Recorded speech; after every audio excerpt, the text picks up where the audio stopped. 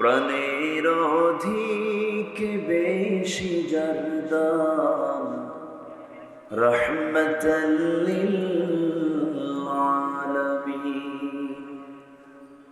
প্রাণের অধিক বেশি যার দাম রহমতাল লিল আলামিন। জানো কি তোমরা তাহার নাম রহমতাল লিল আলামিন। অসহায়ের বুকে যে জন গোপনে করে সওয়ার, দুরুদ পড়ে সুবহে ও শাম রহমতাল লিল আলামিন। গরিবের আহার দিতেন নিজে হয়ে রোজাদার, নিয়মর ভালোবাসার খাম রহমতাল লিল আলামিন। তার পথে যে বিছিয়ে দিত টুকরো কাটা স্তূপ করে, তাকেও দিলেন প্রেম মুজাসসাম রহমতাল লিল আলামিন। জানো কি তোমরা তাহার নাম রহমতাল লিল আলামিন। আল্লাহুম্মা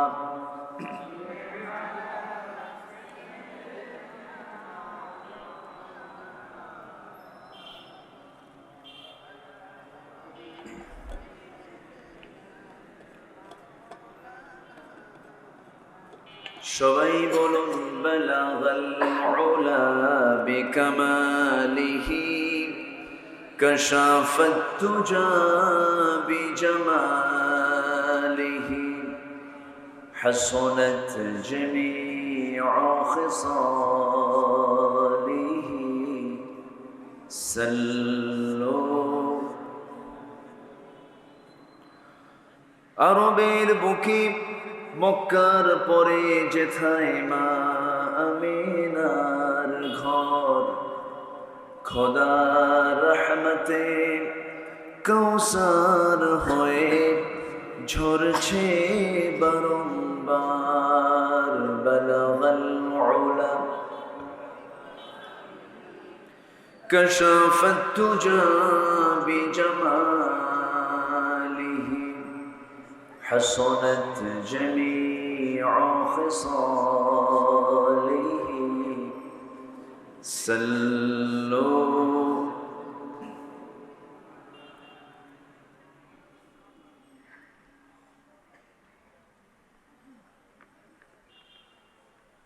দেশের দক্ষিণ পশ্চিমাঞ্চল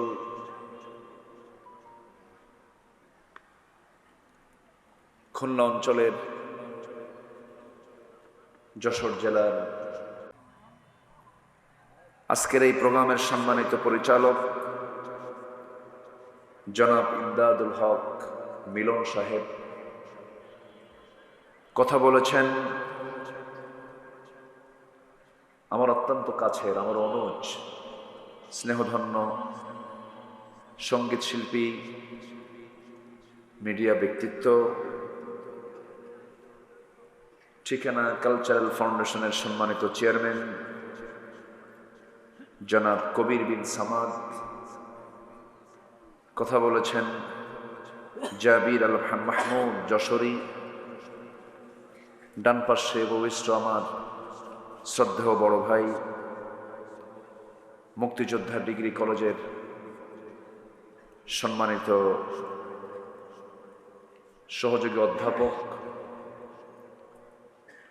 ইসলাম দরদী ব্যক্তিত্ব জনাব জাহাঙ্গীর হোসেন, উপস্থিত সামনে আজকের মাহফিলের প্রধান আকর্ষণ যাদেরকে নিয়ে আজকের এই সাজানো গোছানো বর্ণাঢ্য আয়োজন, তাওহীদের পতাকাবাহী কালেমার ঝান্ডাবাহী, দিন ইসলামের নরসারদুল বীর মুজাহিদ, প্রাণ প্রিয় সম্মানিত দিনী ভাইরা, আড়ালে বসে আছেন শ্রদ্ধেয়া সম্মানিতা মা বোনেরা, আলোচনার সূচনায় আনুষ্ঠানিকতার মধ্য দিয়ে আমার পক্ষ থেকে আবারও দিল খোলা সালাম, আসসালামু আলাইকুম ওয়া রাহমাতুল্লাহি ওয়া বারাকাতুহু। সবাই কেমন আছেন?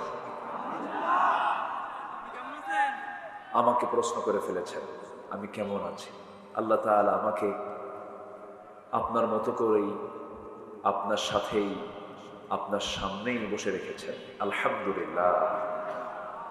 পৃথিবীতে সবচেয়ে বড় পাওয়া আমার রবের পক্ষ থেকে হলো ভালো থাকা। ক্যান্সার আক্রান্ত এক রোগীকে প্রশ্ন করা হলো, তোমার যেই একটা বিশাল রোগ, মহারোগে তুমি আক্রান্ত হয়েছ, আল্লাহ সম্পর্কে আল্লাহকে তোমার কি চাওয়া, আল্লাহর কাছ থেকে তোমার কি পাওয়া, কি চাওয়া, তোমার কি চাহিদা? আবেগ আপ্লুত হয়ে বলছে, আল্লাহ যদি তার কোনো বান্দাকে সুস্থ রাখে, সে বান্দার উচিত আল্লাহর কাছে আর কোনো কিছু আবদার না করা। আসলে আমরা সুস্থ আছি আমরা বুঝি না, তেমনই একটি মহা নিয়ামত, সুস্থতার মতো একটা বড় নিয়ামতকে সাথে নিয়ে সারাদিনের সকল কাজকর্মের ইতি টেনে ক্লান্ত শ্রান্ত দেহটাকে স্বস্তি, একটু আরাম দেওয়ার জন্য গ্রামীণ জীবনের মানুষ যখন ধীরে ধীরে বিছানার দিকে চলে যাবার কথা, ঠিক সেই সময়ে বসে আছি কোরআনের টানে জান্নাতের বাগানে। যে মনিব, যে রব, যে মালিক আমাকে এমন সুন্দর জায়গায় আসার বসার তৌফিক দিলেন, সেই মহান রবের শানে জোরালো কণ্ঠে বলে উঠছি আলহামদুলিল্লাহ। আবারও বলছি আলহামদুলিল্লাহ। চিৎকার মেরে বলছি আল্লাহুম্মা ইন্নী আসআলুকা আল হুদা ওয়াত তুকা ওয়াল আফাফা ওয়াল গিনা। সবাই বলি আল্লাহুম্মা আইন্নি আলা যিকরিকা ওয়া শুকরিকা ওয়া হুসনি ইবাদাতিকা। আমরা আল্লাহ তাআলা শুকর আদায় করে নিলাম। সম্মানিত উপস্থিতি, সমাজের ভিতরে একটি গুরুত্বপূর্ণ সমাজ হলো যুব সমাজ। যুব সমাজ যদি জেগে ওঠে, একটি জাতির পরিবর্তন হয়ে যায়। হয়নি হয়েছে। সেই যুব সমাজের ডাকে আজকের এই মাহফিল। আমরা প্রথমেই দোয়া করি এই যুব সমাজকে আল্লাহ তাআলা দ্বীনের জন্য কবুল করুন। সকল প্রকার মাদক থেকে, নেশা থেকে, সকল প্রকার জুয়া থেকে, এই যে মহামারী আকার ধারণ করেছে এই মাদক, এই জুয়া, ক্যাসিনো, নানাবিধ এগুলোর ভয়াল এই গজব থেকে আল্লাহ তাআলা যুব সমাজকে হেফাজত করুন। জোরে বলি আল্লাহুম্মা আমিন। সম্মানিত ভাইরা, আমরা গোটা পৃথিবীর 200 শতাধিক রাষ্ট্রের ভিতরে একটি উল্লেখযোগ্য রাষ্ট্রের বাসিন্দা। দেশটার নাম কি বলুন তো? একটু ভালো করে বলুন তো। বাংলাদেশ। এটি সুন্দর সবুজ ভূখণ্ড। এটা এত সুন্দর দেশ পৃথিবীতে খুব কম আছে। আমি অনেক দেশ গিয়েছি, সফর করেছি। আমার দেশের যে সৌন্দর্য, এই সৌন্দর্যের কাছে অনেক দেশ পিছিয়ে আছে। যেন নববধূর মতো সাজানো গোছানো, যেখানে যা দরকার সবই আল্লাহ পাক এই ভূখণ্ডে রেখে দিয়েছেন। আছে পাহাড়, আছে নদী, আছে সমতল, আছে সমুদ্র। কি নাই আমার দেশে? সবুজে ভরপুর, মাঠ ভরা ধান, মাঠ ভরা ফসল, এই নিয়ে আমার সবুজ ভূখণ্ড, আপনি এমন সুন্দর, এত সুন্দর সাজানো গোছানো এমন দেশ পৃথিবীতে খুবই বিরল, খুবই কম। কিন্তু স্বাধীনতার আজকে 54 বছর চলছে, কিন্তু এই সুন্দর একটি দেশকে সুন্দর মানুষ দিয়ে আজ পর্যন্ত আমরা গড়তে দেখলাম না। সুন্দর দেশকে গড়ার জন্য কি মানুষ দরকার বলেন তো? সুন্দর মানুষ, চরিত্রবান মানুষ, চরিত্রবান কিছু ব্যক্তির দ্বারা যদি দেশটা পরিচালিত হতো, তাহলে এই দেশ সব দিক থেকে আরো এগিয়ে যেত, অনেক দূর অনেক দূর অনেক দূর এগিয়ে যেত।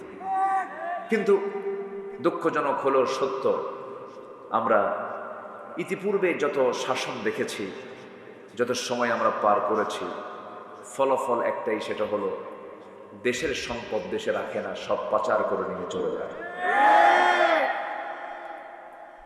সম্মানিত বন্ধুগণ, ওই সমস্ত নেতৃস্থানীয় ব্যক্তিবর্গের সন্তানরাও দেশে থাকে না। দেশে নাই তো, কেউ আমেরিকা পড়ে, কেউ ইউরোপে পড়ে, এবং তাদের শেল্টার এই দেশ নয়, তাদের শেল্টার এখন পশ্চিমা বিশ্ব অথবা ইউরোপ আমেরিকার দিকে তাদের ঝোঁকটা বেশি। তারা এই দেশ থেকে, এটা একটা পুঁজির জায়গা, ব্যবসার জায়গা, এখান থেকে সব নিয়ে তারা অন্যত্র তাদের নিজের আখের গোছার জন্য তারা চেষ্টা চালিয়েছে 54 বছর। যুব সমাজ একটি বিশাল তারুণ্য তাদের বিবেক নাড়া দিয়েছিল, একটি সুন্দর গোছালো তেজোদ্দীপ্ত সাহসী পদক্ষেপ নিয়ে রাজপথ কাঁপিয়ে রক্ত ঝরিয়ে নতুন একটি বাংলাদেশ তার উপহার দিয়েছে। বলি আলহামদুলিল্লাহ। কিন্তু আমরা যে নতুন সূর্য দেখতে চাই, নতুন যে আমরা আলোটা দেখতে চাই, এই আলো আমরা পৃথিবীর কোনো ব্যক্তির তৈরি করা কোনো আলো আমরা দেখতে চাই না। এই আলো দেখতে চাই হলো কোরআনের আলো। কোরআনের আলোতে আলোকিত সমাজ, কোরআনের আলোতে আলোকিত সমাজ আমরা দেখতে চাই এবং গড়তে চাই। সেই কোরআনকে সামনে রেখে কিছু কথা আমি বলতে চাচ্ছি। আমাকে সময় দেওয়া যাবে তো? সবাইকে আমাকে সময় দেবেন? জোরে বলি ইনশাআল্লাহ। আমার এই 25-26 বছরে আলোচনার মাঝে আমার একটা স্বভাব হচ্ছে, আমি যখন কথা বলতে নেই, মঞ্চে যখন বসি, তখন মনে হয় কি জানেন, আল্লাহ তুমি আমার মুখ থেকে বেফাস একটা শব্দ তুমি বের করে দিও না। কিন্তু দুঃখজনক, হঠাৎ করে তো ভুল কিছু হতেও পারে, হয় কিনা বলেন? এদের জাতির স্বভাব কি জানেন? ওই ভুলটা আগে খুঁজে বের করে। 2 ঘন্টার বক্তৃতায় একজন আলোচকের সব কথাই কি ভুল হয়? 2-একটা স্লিপিং হয়তোবা তথ্য দিতে নিয়ে আদান প্রদানে কিছু ভুল থাকতেই পারে। আমি মিডিয়া কর্মী ভাইদের উদ্দেশ্য করে একটু বলতে চাই, তারা করে কি জানেন? এরা সবাই না, এরা সবাই ভালো আলহামদুলিল্লাহ। তাদের উদ্দেশ্য হলো যে 2 ঘন্টা বক্তৃতার মধ্যে ভুলটা কোনটা আগে ওটাই ধরে ওটাই ফরওয়ার্ডে নিয়ে আসে। আমি কি ভুল বলতেছি ভাই বলেন তো? ঠিক না, এটা উচিত না। আপনি কি জানেন আল্লাহ সাত্তার, আল্লাহ গোপনকারী। আপনি কারো দোষ ত্রুটিকে আপনি আড়াল করবেন, আল্লাহ তাআলা আপনার দোষ ত্রুটিকে কিয়ামতের দিন আড়াল করবেন। এটা বিশাল দিক। মানে কারো কিছু পাইলে মনে হয় যে কি পাইছে একখান, কিন্তু না, এটা ইমানদারের বৈশিষ্ট্য নয়। ইমানদার পরচর্চা করবে না নিজের চর্চা করবে? বলেন পরচর্চা না নিজের চর্চা? নিজকে নিয়ে ভাববে, আমি তো ভালো না, আমি তো আমার দিক থেকে ভালো না, আমি অন্যকে দেখবো কখন, এই চিন্তায় সে ব্যাকুল হয়ে থাকবে। সম্মানিত ভাইয়েরা, এই জাতির পরিবর্তনের জন্য এই জাতির ভিতরে কিছু চারিত্রিক পরিবর্তন দরকার। আমরা বক্তব্য 16 বছর বহু শুনেছি। কিছু কিছু বক্তার বক্তব্য শুরু থেকে শেষ পর্যন্ত খালি আগুন ঝরানো বক্তৃতা, বহু আলোচনা শুনেছি আমরা। হাসিনা তো আর নাই, আছে? আছে, দেশে আছে। চিল্লায় কি করবেন নাই তো আর। আসুন না আমরা আমাদের চরিত্রকে সুন্দর করার জন্য চারিত্রিক সৌন্দর্যের কি কি দিকগুলো আমাদের ভিতরে থাকা দরকার, কি কি বাদ দেওয়া দরকার, এই বিষয়ে কিছু কথা আমি আজকে শুধু আপনাকে নয় গোটা জাতিকেই শোনানোর ইচ্ছা করেছি। কারণ এক একটা বক্তৃতা গোটা দেশবাসীর কাছেই চলে যায়, তার মাধ্যম এখানে আসে না নাই বলেন তো? আচ্ছা, সব চলে যায়, একটা সেকেন্ড কোথাও আর আটকা থাকে না, সব মিডিয়ার কল্যাণে চলে যায়। সম্মানিত ভাইয়েরা, তাহলে আমাদের চরিত্র যদি আমরা সুন্দর করতে চাই তাহলে কিসের আলো দরকার বলেন তো? বলেন কিসের আলো দরকার? বলুন কিসের আলো? এসো এসো এসো দলে দলে সব, এই যে কোরআনের উৎসব। এসো এসো এসো দলে দলে সব, এই যে কোরআনের উৎসব। কোরআনের কথা বলে আল্লাহর দল, এই পথে যারা চলে তারাই সফল। কোরআনের কথা বলে আল্লাহর দল, এই পথে যারা চলে তারাই সফল। এই পথে এত বাধা ছিল না জানা, আল্লাহুম্মা ইয়াসসির লানা উমুরানা, আল্লাহুম্মা ইয়াসসির লানা উমুরানা। জোরে বলি আমিন, আরো জোরে আল্লাহুম্মা আমিন। তাহলে আলো দরকার হলো কোরআন। এই আলো শুধু নামাজে আমরা দেখতে চাই না, এই আলো দিয়ে আমরা সমাজকে আলোকিত করতে চাই, রাষ্ট্রকে আলোকিত করতে চাই, পার্লামেন্টকে আলোকিত করতে চাই, সচিবালয়কে আলোকিত করতে চাই, সমাজের প্রত্যেকটি রন্ধ্রে রন্ধ্রে, সমাজের প্রত্যেকটি পাতায় পাতায় আমরা কোরআনের আলো দিয়ে আলোকিত করতে চাই। তাহলেই হবে একটি সুন্দর সোনালী সমাজ, একটি সুন্দর সোনালী রাষ্ট্র আমরা দেখতে পাবো। জোরে বলি ইনশাআল্লাহ। একটু আমার দিকে তাকান, আমার কথা কি বুঝতে পারছেন সবাই? সবার কানে কি আওয়াজগুলো যাচ্ছে? আচ্ছা, আসুন আমরা এখন সোজা আলোচনার দিকে চলে যাচ্ছি। আমি যেখান থেকে তেলাওয়াত করেছি, তেলাওয়াতকৃত সূরাটার নাম হলো সূরাতুল আহজাব। আহজাবের শেষ দিকের কয়েকটা আয়াত আমি তেলাওয়াত করেছি। আয়াতগুলোকে সামনে রেখে, যেহেতু তাফসীর মাহফিল, এই তাফসীর মাহফিলের সবচেয়ে বেশি কথা থাকতে হবে কার কথা? কোরআনের আয়াত থাকতে হবে, তার অর্থ থাকতে হবে, অনুবাদ থাকতে হবে। এগুলো যদি বেশি থাকে তাহলে ভাববেন যে মাহফিলটা বরকতময় হয়ে গেছে। বলি আলহামদুলিল্লাহ। আলোচনা সুন্দর হলো, মানুষ কানলো, আলোচক নিজেও কানলো, কিন্তু একটা আয়াত নাই, একটা হাদিস নাই, তাহলে সেই আলোচনার কোনো মূল্য, আলোচনার কোনো জাযা, পুরস্কার কার দরবারে হবে না? বলেন তো কার দরবারে হবে না? আল্লাহর দরবারে হবে না। আসুন আমরা কোরআনকে দিই, কোরআনকে বুঝবো। আমরা কোরআনকে দিই, কোরআনকে বুঝবো। কোরআন থেকে আমরা শুরু থেকে শেষ পর্যন্ত কথা বলবো, হাদিস থেকে আমরা শুরু থেকে শেষ পর্যন্ত কথা বলবো। ওয়া মা তাওফীকি ইল্লা বিল্লাহ। আসুন আল্লাহ তাআলা কি বলছেন?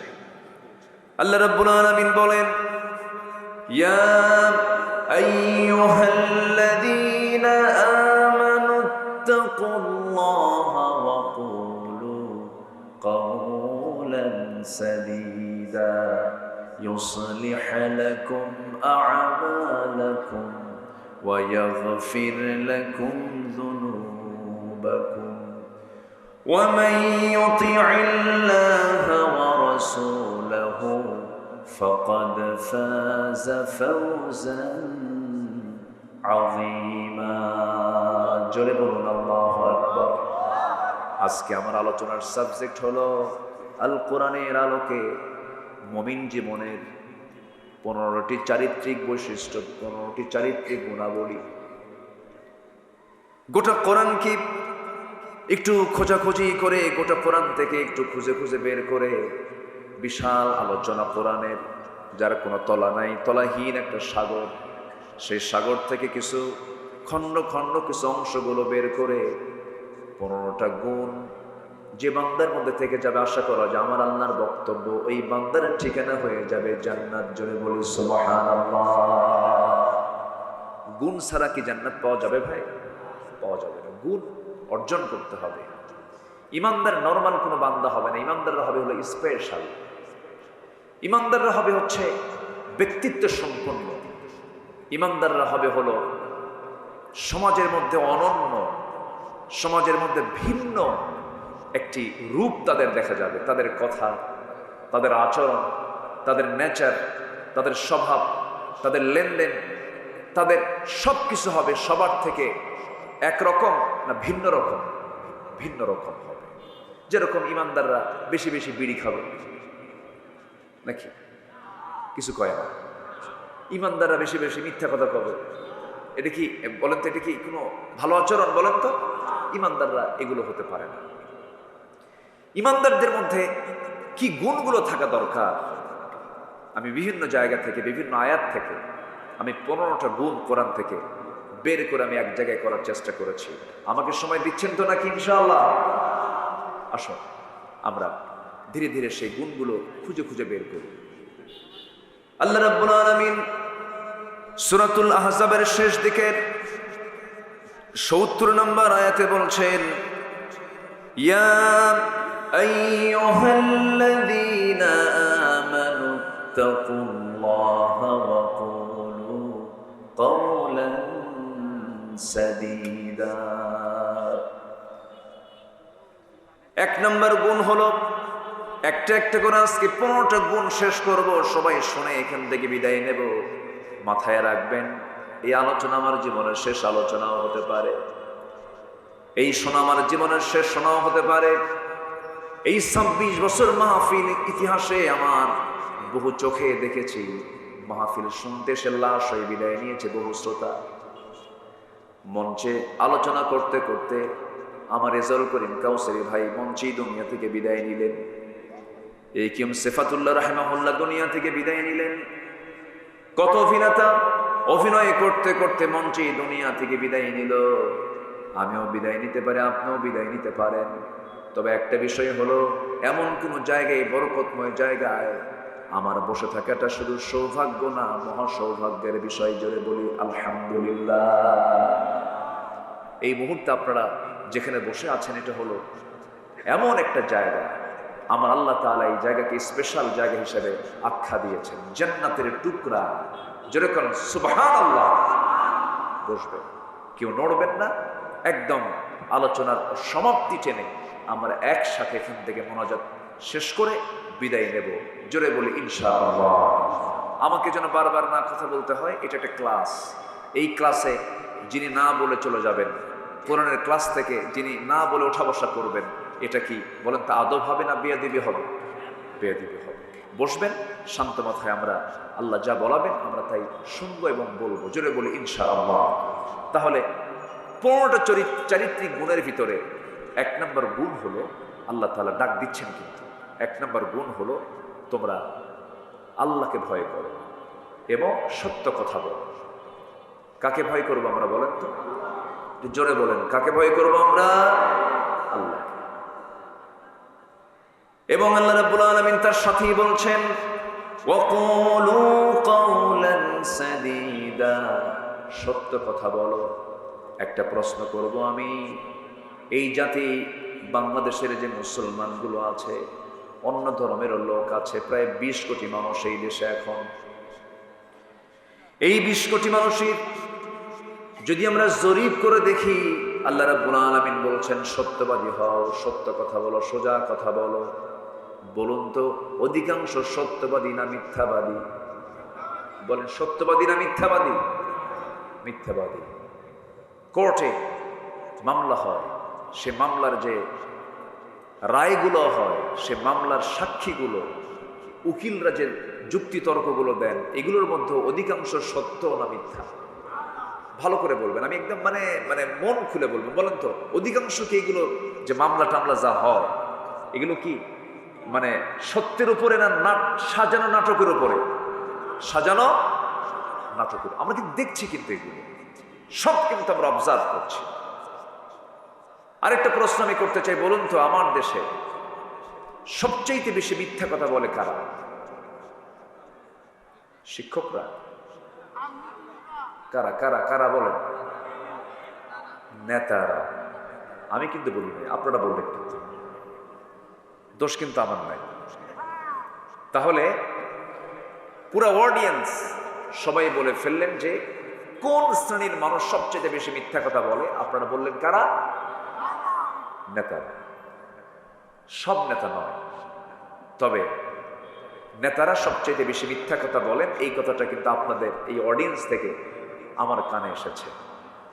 এর কিছু অবশ্যই বাস্তবতা আছে না নাই বলুন তো? আসতে বলবেন না, আছে না নাই? এই পর্যন্ত যত ওয়াদা, যত সরকার দিয়েছে, কোন ওয়াদা কি তারা রক্ষা করতে পেরেছে? বিগত সময়ে 16 বছর থাকা নব্য ফেরাউন, কি ফেরাউন বলেন? নব্য ফেরাউন, লেডিস ফেরাউন। ফেরাউন তো পুরুষ ছিল, আর আমার দেশে একটা লেডিস আসছে, খুব অত্যাচার করেছে। আমি তো এমনি এমনি বলছি না, চোখের সামনে আপনার ইতিহাস দেখেছেন, ঘটনা দেখেছেন। বলুন তো আজকের এই মাহফিলটা বাস্তবায়নের জন্য এই মাহফিল কমিটির কোনো ভাই কি থানায় গিয়েছিল? যাওয়া লাগছে? আচ্ছা, কোথাও কি কোনো সমস্যা হচ্ছে? আচ্ছা বলুন তো, এই 1 বছর, প্রায় 16 মাস, এই 16 মাসে বাংলাদেশের কোনো জায়গায় কোথাও কি আপনারা জঙ্গির কোনো আস্তানা, জঙ্গির কোনো কারখানা, জঙ্গির কোনো নাটক, অভিযান, জঙ্গি অভিযান কোথাও কি দেখেছেন, শুনেছেন? তাহলে এই জঙ্গি নাটক এই 1 বছর আমরা দেখলাম না। কেন দেখলাম না? এই নাটকের যিনি মূল নাট্যকার, তিনি এখন দিল্লি গিয়ে বসে আছেন, ঠিক কিনা? কোথায় বসে আছে? দিল্লি। কার বাড়ি? মামু বাড়ি। আল্লামা সাইদিকে কে না ভালোবাসেন? 25 বছর আগে কি সুন্দর তার ভবিষ্যৎবাণী, ভবিষ্যৎ কথা। গাছের গোড়ায় নাড়া দেব, সোজা মামু বাড়ি দিল্লি গিয়ে পড়ব। লন্ডনে পড়েনি, বার্লিনে পড়েনি, আমেরিকায় পড়েনি, ইউরোপের কোনো দেশে পড়েনি, পার্শ্বের ইসলামাবাদও পড়ে নাই, শ্রীলঙ্কাও পড়ে নাই, ভুটান পড়ে নাই, নেপাল পড়ে নাই, সোজা মামু বাড়ি দিল্লি গিয়ে পড়ছে। 25 বছর আগের কথা কিন্তু। উনি বলেছিলেন 25 বছর আগে বাংলাদেশে এমন একটি সময় আসবে, পালানোর জন্য একটা ইঁদুরের গর্ত পর্যন্ত খুঁজে পাওয়া না। পায় নাই। কলার পাতায় বসেছিল মানিক মিয়া, জানেন না আপনারা? বিচারপতি মানিক। সম্মানিত বন্ধুগণ, এই মহান ব্যক্তিদেরকে যে পরিমাণ টর্চার করা হয়েছে, আল্লামা সাইদিকে চেয়ারে বসে রাখা হয়েছে, একটানা 3 দিন ঘুমাতে দেওয়া হয়নি। চেয়ারে বসে রাখছে একটানা 3 দিন 3 রাত।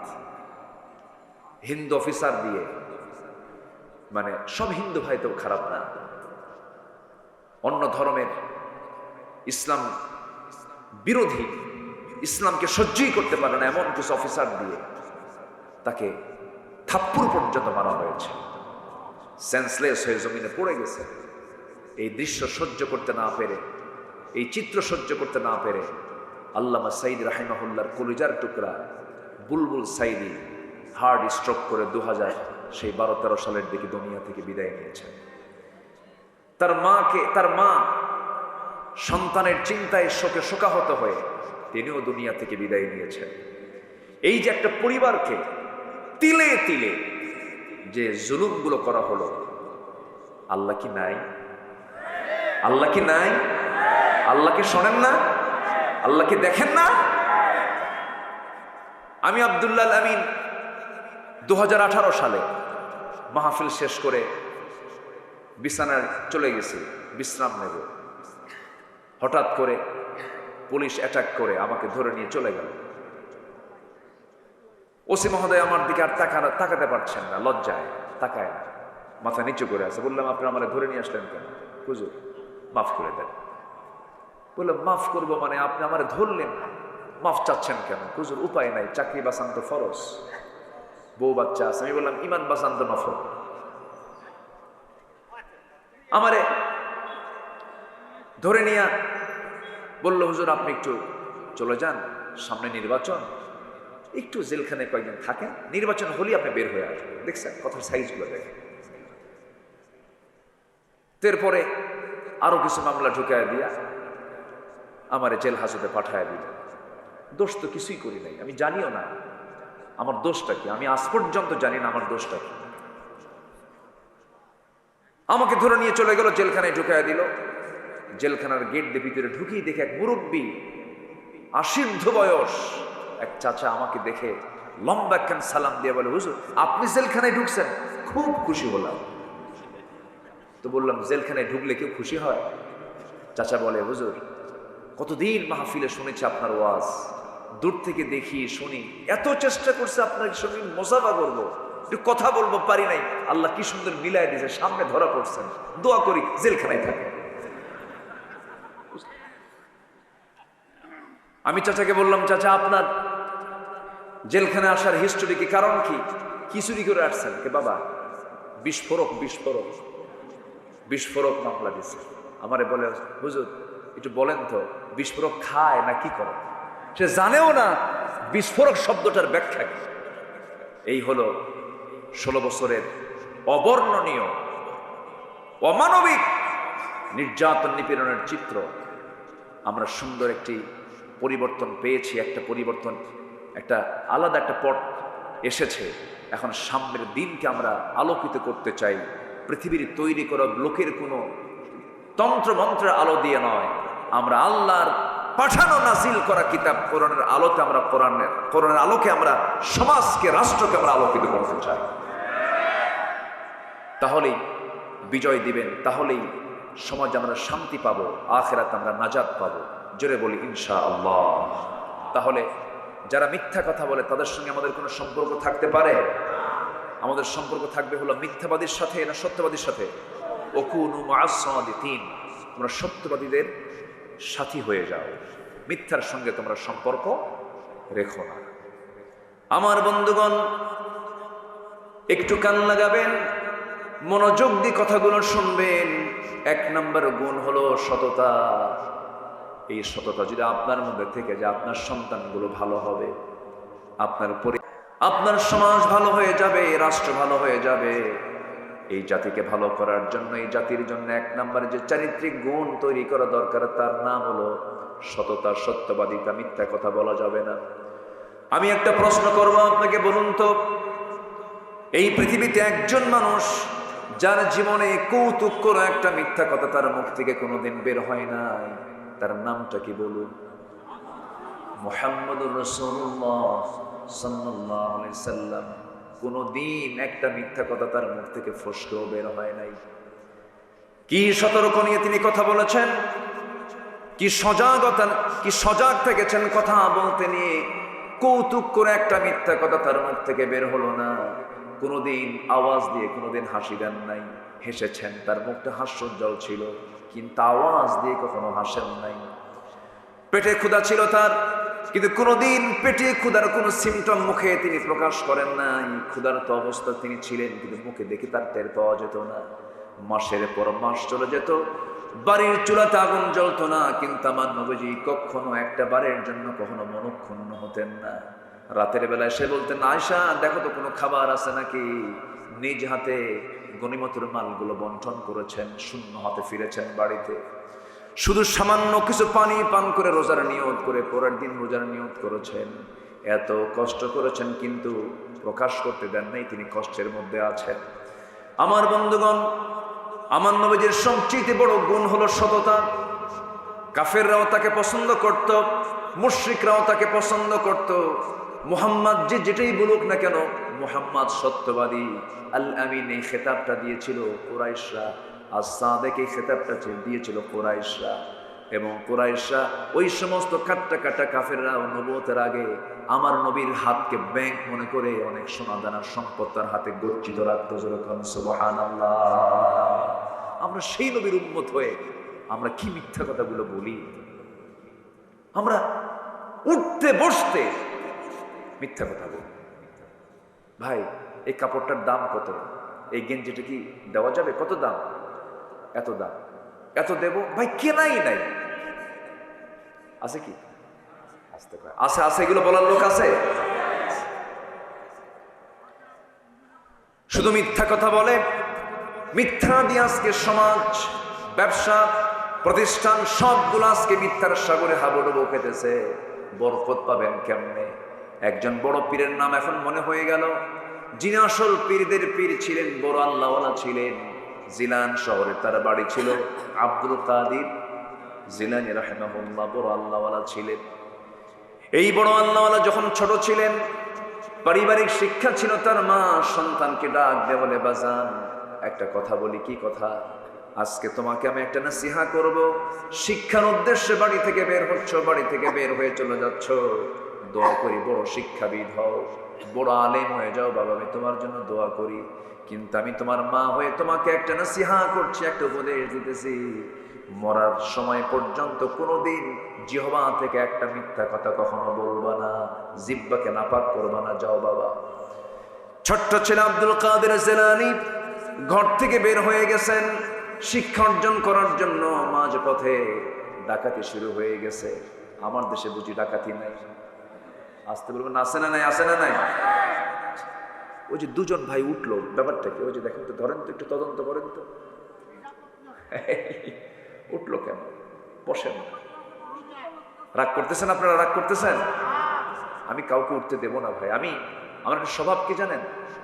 আমার সামনে থেকে কেউ উঠতে নিলে আমার আলোচনা হেরে যায়। তো আপনার কারণে যদি মাহফিল যদি বন্ধ হয়ে যায় অথবা আমার আলোচনা যদি হেরে যায়, আপনি কত বড় আসামি এটি ভাবতেছেন কি আপনি? ঠিক না। আমি একটু কড়া শব্দেই প্রয়োগ করে বললাম, মেহেরবানি করে কেউ আমার উঠবো না, আর একজন লোক ওঠার চিন্তা করবো না। আল্লাহ কবুল করুন। জোরে বলি আমিন। আমি তো আপনাদের মতো করে কথা বলতে পারি না। যশোরের ভাষা, খুলনার ভাষা, খুলনা অবশ্য একটু চেঞ্জ, কুষ্টিয়ার ভাষা, চুয়াডাঙ্গা মেহেরপুরের ভাষা হলো ইন্টারন্যাশনাল মানসম্মত, একদম আন্তর্জাতিক মানসম্মত। আপনাদের মতো শুদ্ধ বাংলা ভাষায় কথা বলার মতো কোনো বাপের বেটা পৃথিবীতে দ্বিতীয়টা নাই। কেউ তো আলহামদুলিল্লাহ করলেন না। জোরে বলেন না ভাই আলহামদুলিল্লাহ। তবে নোয়াখালীর ভাষাটা আরো সুন্দর, সহি নাকি?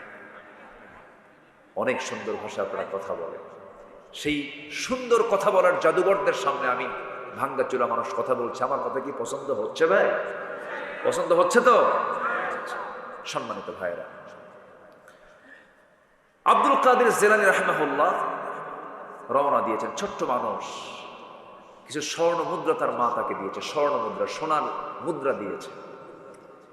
আব্দুল কাদের জিলানী রওনা দিয়েছেন। চোখের সামনে ডাকাতি চলতেছে, যার কাছে যা কিছু পায় সবকিছু নিয়ে চলে যাচ্ছে ডাকাতরা। এবার তাল পড়ে গেছে, আব্দুল কাদেরের তালে পড়ে গেছে। সবাই তাকে জিজ্ঞাসা করছে, এই ছেলে তোমার কাছে কি আছে? পকেটের মধ্যে যা কিছু ছিল, ব্যাগে যা কিছু ছিল, সব কিছু তার সামনে, তাদের সামনে ওপেন করে দিয়েছে কিচ্ছু বলার আগে। ডাকাতরা বলছে, তুমি ছোট মানুষ, যা চাইলাম সব বের করে দিলে।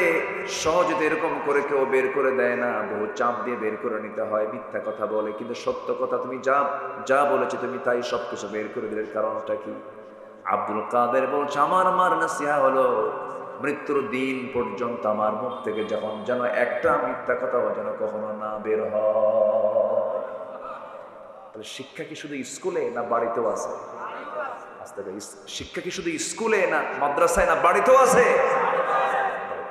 এক রাজা তার মেয়েকে বিয়ে দিয়েছে, উচ্চ শিক্ষিত দেখে, অনেক শিক্ষিত একটা ছেলে তাকে দেখে বিয়ে দিচ্ছে। বিয়ে দেওয়ার পর রাজা লক্ষ্য করে দেখে, আমার মেয়েকে, আমার কন্যাকে বিয়ে দিলাম শিক্ষিত লোক দেখে, কিন্তু এত জুতার দিক তাকায় না। নতুন জামাই শুধু কিসের দিকে তাকায়? জুতার দিকে নজর। তো তার অ্যাসিস্ট্যান্টকে বললো, দেখো তো ওর গোষ্ঠী একটু উদ্ধার করে দেখো তো, ওর গোষ্ঠী কি? বললো যে, স্যার রাজামশাই, ওর গোষ্ঠী হলো মুচি।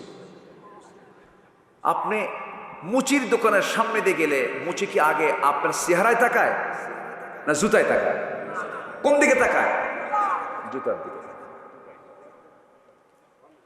পারিবারিক শিক্ষা হচ্ছে বড় একটা শিক্ষা।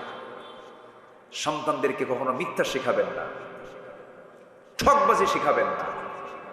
সাইয়েদনা ওমর ফারুক রাদিয়াল্লাহু তাআলা আনহু রাত্রিবেলা জনগণকে দেখার জন্য বের হয়েছে। জনগণকে দেখতে গিয়ে অনেক গভীর রাত্রিতে মা মেয়ের গল্প শুনছিলেন। মা মেয়েকে বলছে, মা খুব কষ্টে দিনগুলো পার হচ্ছে, দয়া করে তোমাকে বলছি মা, ওই যে ওটির দুধগুলো আছে, ওটির দুধের ভিতরে কিছু পানি মিশায়া দাও। পানি মিশায়া দিলে পরে দুধের পরিমাণটা বাড়বে, বেশি দামে বিক্রি করা যাবে। সঙ্গে সঙ্গে মেয়ে বলছে, মা তুমি আমাকে যে নাসিহা করছো, এটা কোনো নাসিহা, এটা জাহান্নামে যাওয়ার একটা নাসিহা। এত বড় পাপ আমি করতে পারবো না, আল্লাহর তো ভয় আছি। আবার ওমরের পার্লামেন্ট আছে, ওমরের প্রশাসন আছে, দেখে ফেললে জানতে পারলে বড় বেকায়দা হয়ে যাবে। সঙ্গে সঙ্গে মা বলতেছে, ও মা আমার কলেজার টুকরা মেয়ে, এখানে তো ওমরের লোকজন নাই, কেউ দেখবে না, অন্ধকার রাত। সঙ্গে সঙ্গে মেয়েটা বলছে, ও মা তুমি আমাকে যদি মেরেও ফেলো আমি এমন কাজ করতে পারবো না, কারণ সবচাইতে বড় প্রশাসন কিরামান কাতিবিন, সমস্ত ফেরেশতারা আমাদের সবকিছু রেকর্ড করছেন। সুবহানাল্লাহ। এখন উপদেশ দিচ্ছে মা না মেয়ে? বলেন মা না মেয়ে? মেয়ে দিচ্ছে। কেউ না কেউ দিতেই হবে, ভুলতে হবে। আমার বন্ধুগণ, এই দুইটি কথা, মার কথা মেয়ের কথা, দুজনের কথা শুনে আব্দুল কাদের জিলানী বাড়িতে চলে গেলেন। স্ত্রীকে ডাক দিয়ে বলছেন, স্ত্রী আমার ছেলের জন্য বহুদিন যাবত মেয়ে খুঁজতেছিলাম, ভালো মেয়ে পাবো কোথায়? ভালো মেয়ের সন্ধান পেয়ে গেছে রাতের বেলা। বউ বলছে, রাতের বেলা কার বাড়িতে গেলেন? যাওয়া লাগে নাই। ঘরের দেওয়ালে কান পেতে, দেওয়াল ঘেঁষে ঘেঁষে দাঁড়িয়ে থেকে কান পেতে পেতে মা মেয়ের গল্প শুনলাম। মেয়েকেও দেখি নাই, মেয়ের বংশও দেখলাম না, মেয়ের অবস্থাও দেখলাম না, বাপ মার অবস্থাও দেখলাম না। যে মেয়ের মুখ থেকে প্রকাশ পেয়ে যায়, সবচেয়ে বড় সাক্ষী হলো আমার আল্লাহ রাব্বুল আলামিন। সে আল্লাহকে সাক্ষী রেখে কোনো ভুল করা যাবে না। অবশ্যই তুমি কালকে সকালে চলে যাবে, ওই দুধ বিক্রেতার মেয়ের সঙ্গে আমার ছেলের বিয়ে হয়ে যাবে। যেরকম সুবহানাল্লাহ। সবকিছুই হলো সততা। সব কি বলেন তো? সততা। সততা নিয়ে চলবো আমরা, মিথ্যার ধারে পাশে আমরা যাব না। সবাই রাজি আছেন তো ইনশাআল্লাহ? আব্দুল কাদের জিলানী বলে ফেললেন, আমার কাছে স্বর্ণ মুদ্রাগুলো আছে, এই যে দেখো। ডাকাত ছোট্ট বাচ্চার চেহারার দিকে তাকায় বলতেছে, সন্তান রে, আমার বাড়িতে সন্তান আছে রে, আমার পরিবারও ছেলে মেয়ে আছে। তোর উত্তম কথা, তোর উত্তম আচরণ, তোর মার নাসিহত আমাদের দিলের মধ্যে পরিবর্তন আনতে বাধ্য করলো। ডাকাতির পথ ছেড়ে দিলাম, তোর পথ আমরা ধরলাম। যেরকম সুবহানাল্লাহ। ভাইরে, একটা জাতি যদি সত্যবাদী হয়, সে জাতির ডেভেলপমেন্ট অন্য ধরনের। আমরা সত্যবাদী হব। আল্লাহ তাআলা এখন সত্যবাদী হলে কি হবে তার ফলাফল দিচ্ছে। পরামর্শগুলো আমরা কার নিচ্ছি বলেন? আল্লাহ। আল্লাহ রাব্বুল আলামিন সূরাতুল আহজাবের পরের আয়াতে বলছেন, আয়াত যদিও শেষ কিন্তু কথা শেষ হয় নাই। সাদিদাই ইউসলিহ লাকুম, যারা আলেম ওলামা আছেন, আল্লাহ রাব্বুল আলামিন বলেন, ওয়াকুলু কাওলান সাদিদান ইউসলিহ লাকুম আ'মালাকুম ওয়া ইয়াগফির লাকুম যুনুবাকুম ওয়া মান ইউতি'ইল্লাহা ওয়া রাসূলাহু ফাকাদ ফাযা ফাওজান আযীমা। জোরে বলুন আল্লাহু আকবার।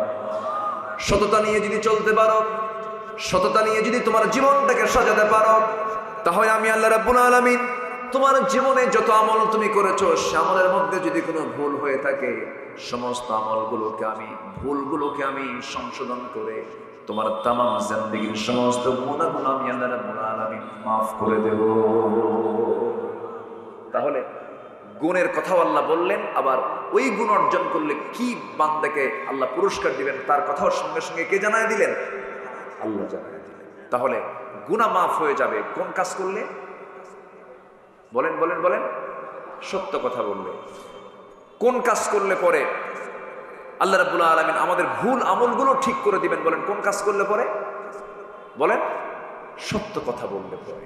তাহলে এক নম্বর পয়েন্ট আমরা মোটামুটি হজম করে ফেললাম, সেটা হলো জীবনে এই জিহবা দিয়ে কখনো একটাবারের জন্য আমরা মিথ্যা কথা বলবো না। কেউ ইনশাল্লাহ বলেননি কিন্তু? আরো জোরে, আরো জোরে, আরো জোরে। এক সাহাবী নবীর কাছে এসে বলছেন, ইয়া রাসূলুল্লাহ, আমাকে একটা আমল দেন। রাসূল বলেন, মিথ্যা কথা বলবো না, যাও। তাহলে ওয়াস রাসূল কয়টা করেছেন বলেন তো? বলেন কয়টা? এক সাহাবী এসে বলছে, হুজুর আপনার আমাকে একটা আমল, আমাকে কিছু ওয়াস, আমাকে কিছু আমল দেন, আমাকে কিছু নসিহা করুন। রাসূল বলেন, তুমি একটা আমল করবা, কি? মিথ্যা কথা বলবো না, যাও। ওয়াজ শেষ। মানুষ ভালো হওয়ার জন্য 2 ঘন্টা ওয়াজ লাগে? 2 ঘন্টা ওয়াজ লাগে না। এই যে একটা পয়েন্ট বললাম, এটা শুধু যদি আপনি ফলো করেন, আল্লাহর কসম, যে জিহবায় মিথ্যা নাই ওই জিহবা জাহান্নামে যাবে না, যাবে না, যাবে না, যাবে না জাহান্নামে। ওই জিহবাকে আল্লাহ জাহান্নামে ফেলবেন না, কখনোই না। আমার আপনার দোয়া 100% কবুল হবে যখন আপনার জিহবা গড়ে উঠবে সত্য কথা দিয়া। আপনি যা বলবেন তাই কবুল হবে। শর্ত হলো ওই জবানে কোনোদিন মিথ্যা কথা আনা যাবে। কিন্তু ফোন এখন তো চলে আসছে, এই ফোনের যুগে ফোন দিলে, ভাই আপনি কোথায় বলেন তো, কোথায়? 4th আসমান, অনেকে 7ম আসমানও যায়, আছে কিনা বলেন? ঘরের কোনায় থেকে বলে আমি 7ম আসমানে আছি। এই মিথ্যাগুলো আমরা অহরহ অবলীলায় বলে ফেলছি, যেন একটা যোগ্যতায় পরিণত হয়ে গেছে মিথ্যা কথা বলা। মিথ্যা বলা কোনো যোগ্যতা নয়। মিথ্যা মানে হলো জাহান্নামের দরজার কাছে গিয়ে দাঁড়িয়ে থাকা, ঠিক কিনা বলেন? মিথ্যা, আল কিযবু উম্মুল খাতিআত, মিথ্যা হলো সকল পাপের মা। সকল পাপের মা কি? মিথ্যা। আমরা ছেড়ে দেব, রাগ করতেছেন মনে হয়। আচ্ছা, এই কথাগুলো কি বলার দরকার আছে? 16 বছর তারা যে কথাগুলো বলেছে, যে মিথ্যা রায়গুলো দিয়েছে, যে রায়গুলো দিয়েছে, সবগুলো কি সত্য না মিথ্যা বলেন তো? শুধু মিথ্যা, নির্জলা মিথ্যা। আল্লামা সাঈদীর একটা মামলায় সাক্ষী সাঈদীর বিরুদ্ধে সাক্ষী দিতে এসেছে। সে সাক্ষীর জন্ম হলো 79, জন্ম হলো 76, আর ঘটনা হলো 71। তাহলে 71 সালের ঘটনা, তার সাক্ষীর জন্ম হলো 76-এ। তাহলে 5 বছরের পরে জন্ম নিয়ে সে 71 সালের ঘটনা দেখছে। কি কথা কি বুঝতেছেন আপনারা? সে হলো ওই মামলার সাক্ষী। দেখলো কেমনে? দেখলো হলো রুহের জগৎ থেকে। কিসের জগৎ থেকে? আর সেইগুলো সাক্ষীকে নিয়ে সাজানো পাতানো যে রায়গুলো দিয়েছে, তারই আজকে পরিণতি ভোগ করছে। তারাই পরিণতি ভোগ করছে। অর্থ দিয়ে শান্তি হয় না, টাকা দিয়ে শান্তি হয় না, সম্পদের মালিক হয়ে শান্তি হয় না। যদি প্রশ্ন করা হয় এই দেশের এখন 1 নম্বর ধনীকে, নাম চলে আসবে বেক্সিমকো গ্রুপের মালিক সালমান এফ রহমান। এই সালমান এফ রহমান 5 আগস্টের পরবর্তী কোথাও জমিনের কোথাও তার থাকার জায়গা নাই। গোটা পৃথিবীর সমস্ত জায়গা তার জন্য অচল হয়ে গেছে, থাকতে পারছে না। মুখের দাড়িটা কেটে ফেললো। বলেন তো, আমরা যে দাড়িটা রেখেছি, আমাকে যদি মেরেও ফেলা হয়, আমরা কি দাড়ি কাটবো? আচ্ছা, দাড়ি কাটবো, কারণ এই দাড়িটা সঙ্গে জড়িত হচ্ছেন মুহাম্মদ সাল্লাল্লাহু আলাইহি ওয়াসাল্লাম। বাঁচার জন্য এই সালমান এফ রহমান দাড়িটা কাটছিল, জানেন না আপনারা? দাড়ি কাটছে, মাথার চুল সাদা কালো বানাইছে, সাদা পাঞ্জাবি খুলে, সাদা পাজামা খুলে লুঙ্গি আর গেঞ্জি পরছে। আইনমন্ত্রীকে সাথে নিয়ে আবার ভুল করে নৌকায় চড়ছে। ভুল করে কোথায় চড়ছে? নৌকায় চড়ছে। পার আর হতে পারে নাই, কোস্টগার্ড ধরে ফেলছে, আইনমন্ত্রীকে চিনে ফেলছে।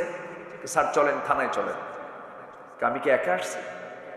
আমার একা নিয়ে যাও কেন? আমি কি একা আসছি? আমি জামাতের সাথে আসছি। কিসের সাথে? জামাতের সাথে। তো বললো যে কে আপনার সাথে আসছে? ওই যে দেখো, লোকটাকে দেখা যায় না তো, চেনা যায় না তো, ভালো করে দেখো, ওটাই দরবেশ। ওটা কে?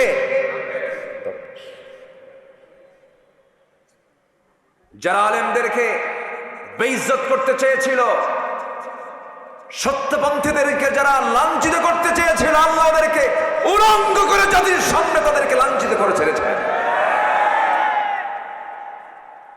কারণ সম্মান নিয়ে খেলবেন না, আপনি নিজে অপমানিত হবেন।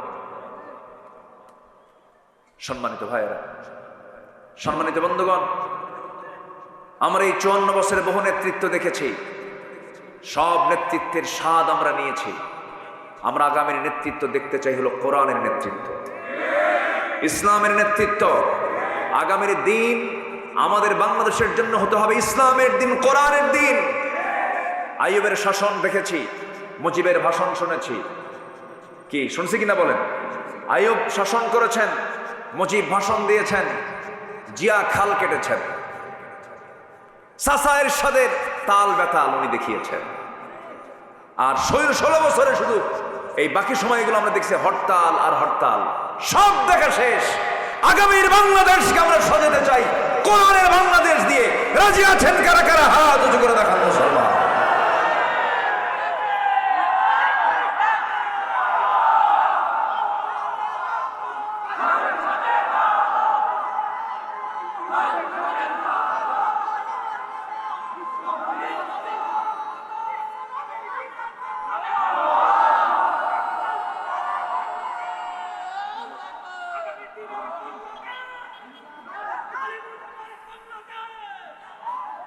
আল্লাহ কবুল করুন, জোরে বলে আমিন।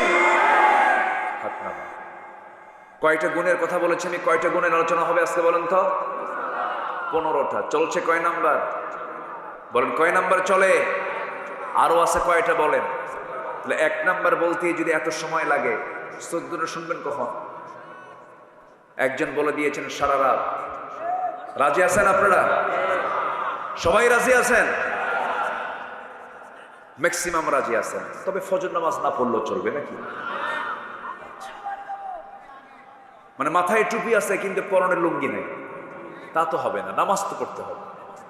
আসতেছি, আমরা লাইনে আসতেছি। মিথ্যুক নামাজি হওয়া যাবে না, সত্যবাদী নামাজি হতে হবে। ঠিক কিনা বলেন? আমার দেশে মিথ্যুক নামাজি আছে না নাই? নির্বাচন আসলে পরে এক আসরের নামাজ 4 বার পড়ে। কয়বার পড়ে? 4 বার পড়ে। এটা মিথ্যুক নামাজি। টুপি একটা নতুন করে নেয় নাকি? টুপিটা নেয়। ওগুলো বাদ, ওগুলো মিথ্যুক, ওগুলো প্রতারক, ওগুলো ধান্দাবাজ, সন্ত্রাসী, চাঁদাবাজ। ঠিক কিনা? আমরা সততা নিয়ে চলতে চাই। জোরে বলি ইনশাআল্লাহ। কষ্ট পাচ্ছেন নাকি আপনারা? একটু ধমক টমক দিলে মনে রাগ করেন নাকি? কিন্তু হক কথা তো একটু ধমক দিতেই হবে। আমি আপনাকে ধমক দিচ্ছি না, বাতিলকে ধমক দিচ্ছি আমি। সম্মানিত ভাইয়েরা, নাম্বার 2 হচ্ছে ইমানদারদের, মুমিন বান্দাদের চারিত্রিক গুণাবলীর 2 নাম্বার হচ্ছে আমানতদারিতা। আমানত ঠিক রাখতে হবে। কি ঠিক রাখতে হবে বলেন তো? স্বামীর কাছে স্ত্রী কি? দেখেন আস্তে আস্তে কর, আরো জোরে। আচ্ছা, স্বামীর কাছেই শুধু একমাত্র স্ত্রী কি? আমানত। তাহলে স্বামীর দায়িত্ব হলো সেই বউকে হুন্ডার পিছনে উঠে গোটা যশোর দেখানো নাকি? এটা কি আমানত না খেয়ানত? এরকম খেয়ানত মার্কা স্বামী আছে? আসতে বলবেন না, আছে না নাই? হুন্ডার নাম হচ্ছে R15।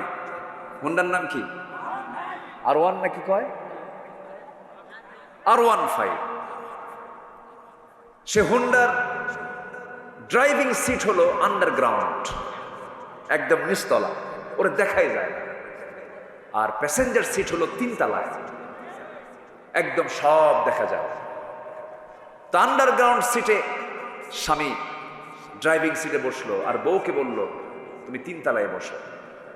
বোরকা নাই, চুলটা ছেড়ে দেওয়া, ঠোঁটটা আঁকানো, ঠোঁটটা লাল লিপস্টিক দিয়ে আঁকানো, চোখ মুখে আশকারা মাস্কারা, হাই হিল, এগুলো পরে একটি গরম সেন্ট লাগায়া যেন আশপাশ যেন সাইক্লোন হয়ে যায়।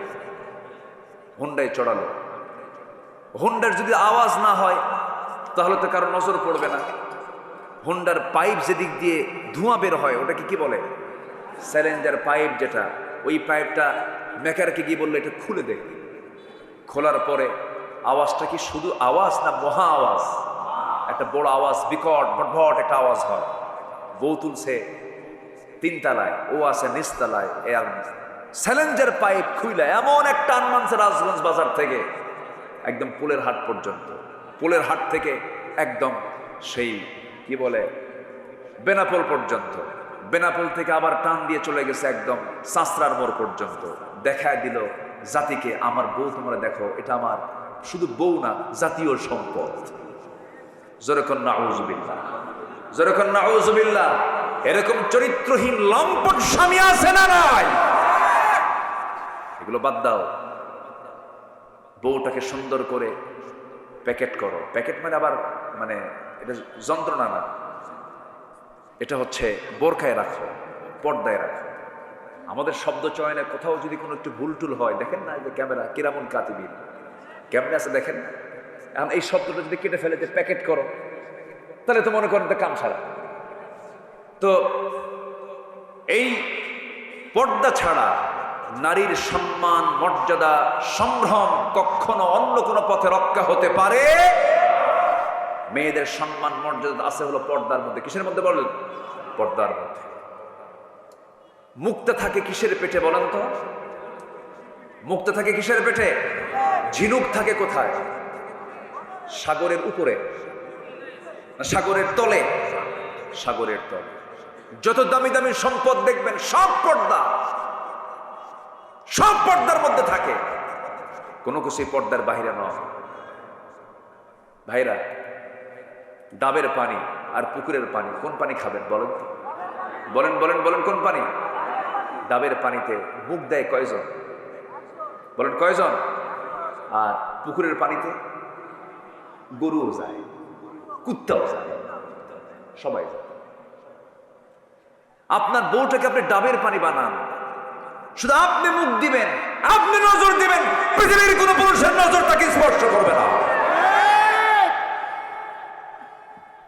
নিজের চরিত্রকে সুন্দর রাখুন, শুধু নিজের বউয়ের দিকে তাকান, দেখবেন আপনার স্ত্রী হয়ে গেছে গোটা পৃথিবীর শ্রেষ্ঠ নারী। আর যদি সব দিকে নজর দেন, কুত্তার মুখ কি এক জায়গায় না সব জায়গায়? বলেন তো, এক জায়গায় না সব জায়গায়? সব জায়গায়। কুকুরের মতো যদি হন, তখন আপনি শান্তি পাবেন না, স্বস্তি পাবেন না। একদিকে তাকান আপনি। এক যুবক বিয়ে করছে, 3 দিন পর মন খারাপ। এই তোমার মন খারাপ কেন? নতুন বউ ঘরে, তোমার নতুন মন খারাপ কেন? সুমনের বউ দেখতে এত সুন্দর। দেখছেন নজর গেছে সুমনের বউ। তাহলে অন্যের বউর দিকে নজরে গেলে কি নিজের বউ সুন্দর হয়? আপনি যদি নিজে প্রশান্তি পেতে চান, ইসলামকে মেনে চলতে হবে, চোখটাকে কন্ট্রোল করতে হবে, আমানতকে রক্ষা করতে হবে, চোখের আমানতদারিতে রাখতে হবে। দেখবেন দুনিয়াটা আপনার জান্নাতের টুকরা হয়ে গেছে। আমানতদারিতা এক জায়গায় না সব জায়গায়? আসতে বলে, এক জায়গায় না সব জায়গায়? সব জায়গায়। আমানতদারিতা রক্ষা করতে হবে। আল্লাহ রাব্বুল আলামিন বলেন, ইন্নাল্লাহা ইয়া'মুরুকুম আন তু'আদ্দুল আমানাতি ইলা আহলিহা ওয়া ইযা হাকামতুম বাইনান নাসি আন তাহকুমু বিল আদল ইন্নাল্লাহা নি'মা ইয়া'iদুকুম বিহি। আল্লাহ রাব্বুল আলামিন তোমাদেরকে আমানতকে পূরণ করার জন্য দায়িত্ব দিয়েছেন। আমানতের খেয়ানত করা যাবে না। ইমানদারদের যত গুণ আছে এর মধ্যে শ্রেষ্ঠ গুণ হলো ওয়াল্লাযীনা হুম লিআমানাতিহিম ওয়া আহদিহিম রাউন ওয়াল্লাযীনা হুম আলা সালাওয়াতিহিম ইউহাফিযুন উলাইকা হুমুল ওয়ারিসুন الذين يرثون الفردوس هم فيها خالدون। জোরে বলুন আল্লাহু আকবার। ইমানদার তো তারাই যারা আমানতকে রক্ষা করবে, আমানতের খেয়ানত করবে না, ওয়াদা করবে, ওয়াদা ভঙ্গ করবে না, নামাজের ব্যাপারে যত্নশীল হবে। ওই সমস্ত বান্দার ব্যাপারে আল্লাহ রাব্বুল আলামিন বলছেন, আমি আল্লাহ রাব্বুল আলামিন তাকে নিজ হাতে তাকে জান্নাতুল ফিরদাউসের মালিক বানায় দেব। জোরে বলি সুবহানাল্লাহ। আমানতদারিতা কি? রাষ্ট্র যিনি পরিচালনা করেন, রাষ্ট্র তার কাছে একটা বড় আমানত। যিনি অন্যের জায়গায় চাকরি করেন, ব্যবসা তার কাছে একটা আমানত, মালিকের অধীনে চাকরি করছেন, এটা তার জন্য বড় একটা আমানত। প্রত্যেকটা জায়গায় এমন আমানত রক্ষা করে চলতে হবে। লা ঈমানা লিমান লা আমানাতা লাহ, তার ঈমান নাই যার আমানতদারিতা নাই, যার ওয়াদা ঠিক নাই তার ঈমান নাই, বলেছেন মুহাম্মদ সাল্লাল্লাহু আলাইহি ওয়াসাল্লাম। রাষ্ট্র ক্ষমতা যে লোকের হাতে চলে যাবে তার কাছে বড় একটা আমানত। ওমরে ফারুক রাদিয়াল্লাহু তাআলা আনহু যতদিন শাসন করেছেন, তার রাষ্ট্র তিনি পরিচালনা করেছেন।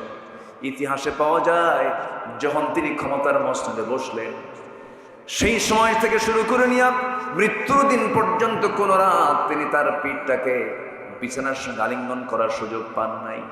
কোন রাত তার ঘুম হয় নাই। ক্ষমতায় যখন আসেন তখন তিনি সুঠাম দেহের অধিকারী ছিলেন।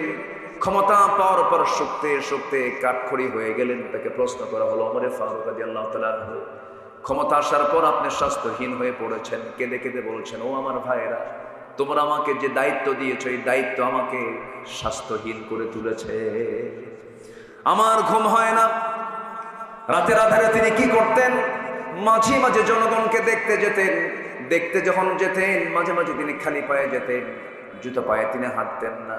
রাস্তায় থাকতো পাথর, পাথরের রাস্তায় তিনি জুতো পায়ে হাঁটতেন না, কারণ জুতার সঙ্গে পাথরের যখন ধাক্কা লাগবে একটা শব্দ হবে। ওই শব্দে যদি আমার নাগরিকেরা যদি গভীর রাতের ঘুম যদি নষ্ট হয়ে যায়, কিয়ামতের দিন আমাকে আল্লাহ তাআলা আসামির কাঠগড়ায় দাঁড় করাবে। কি চেতনা তাদের মধ্যে লালন হয়েছে! জনগণকে চুল পরিমাণ তারা কোনো কষ্ট দেন নাই। রাষ্ট্র একটা তাদের কাছে আমানত ছিল। প্রত্যেক রাত্রি তিনি নামাজ পড়াতেন। নামাজ পড়াইয়া তিনি মসজিদে নববী থেকে আস্তে করে বের হতেন। স্ত্রীকে ডাক দিয়ে বলতেন, স্ত্রী আমার, খাবার দাবার দিয়ে দাও, আমি বাইরে বের হয়ে যাব। রাত যখন গভীর হয়ে যেত জনগণকে দেখার জন্য তিনি বের হতেন। কোন একটা রাতের আধারে তিনি ঘর থেকে বের হলেন।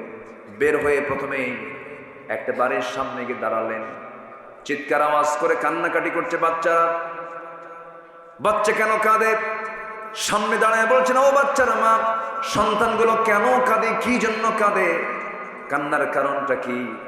ভিতর থেকে আওয়াজ আসছে, বিধবা মানুষ, আমার স্বামী দুনিয়া থেকে বিদায় নিয়েছে, ঘরে একমাত্র পানি ছাড়া কোনো খাবার নাই। ওমরে ফারুক নিজেকে আসামি মনে করলেন, আহারে কি এমন কথা হলো, কেমন আচরণ হলো এটা। চলে গেছেন খাদ্য গুদামে, এক বস্তা আটা নিজের পিঠে বহন করে নিয়ে বিধবার বাড়িতে পৌঁছায় দিয়ে বললেন, আবার যখন আটা ফুরে যাবে আমাকে বলবো, অমর তোমার বাড়িতে আবার নিজ কাঁধে করে তোমার বাড়িতে দিয়ে যাবে। আরেক বাড়ির সামনে চলে গেলেন। ভিতর থেকে কান্নার আওয়াজ। বড় একজন মহিলা মানুষ কাঁদতেছে। জিজ্ঞাসা করলেন, কান্নার হেতুটা কি, কান্নার কারণটা কি? ডেলিভারির যন্ত্রণা শুরু হয়ে গেছে, প্রসব বেদনা শুরু হয়ে গেছে, বাচ্চা হচ্ছে না কেন? ধাত্রী নাই, ধাত্রী ছাড়া বাচ্চা প্রসব হবে কেমনে? ওই গভীর রাত্রিতে তিনি কাকে ডাক দিবেন? লোক পেলেন না, সোজা চলে গেছেন বাড়িতে। বউকে ডাক দিয়ে বলছেন, আসসালামু আলাইকুম, আমার স্ত্রী, আমি তোমার সামনে দাঁড়াইছি, তোমার কাছে একটা কামনা আমার, আশা করি তুমি এটাকে মানা করবা না, প্রত্যাখ্যান করবা না। আমি কিন্তু কখনো নিজেকে শাসক মনে করি না, আমি জনগণের খাদেম, তুমিও জনগণের খাদেম, আর তুমি আমার স্ত্রী। আমি তোমার কাছে করজোরে মিনতি জানাই, আমার সঙ্গে তোমাকে যেতে হবে, বোরকা পড়ো, চলো আমার সঙ্গে।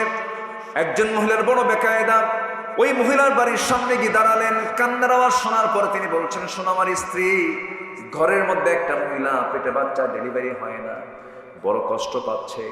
আল্লাহ না করুন, আল্লাহ না করুন, ডেলিভারির যন্ত্রণা সহ্য করতে না পেরে যদি ধাত্রীর যদি এই সন্তান সহ তার মা মারা যায় অথবা একজন মারা যায়, কিয়ামতের দিন আমি ওমর আমাকে খুনির কাতারে আল্লাহর সামনে দাঁড় হতে হবে।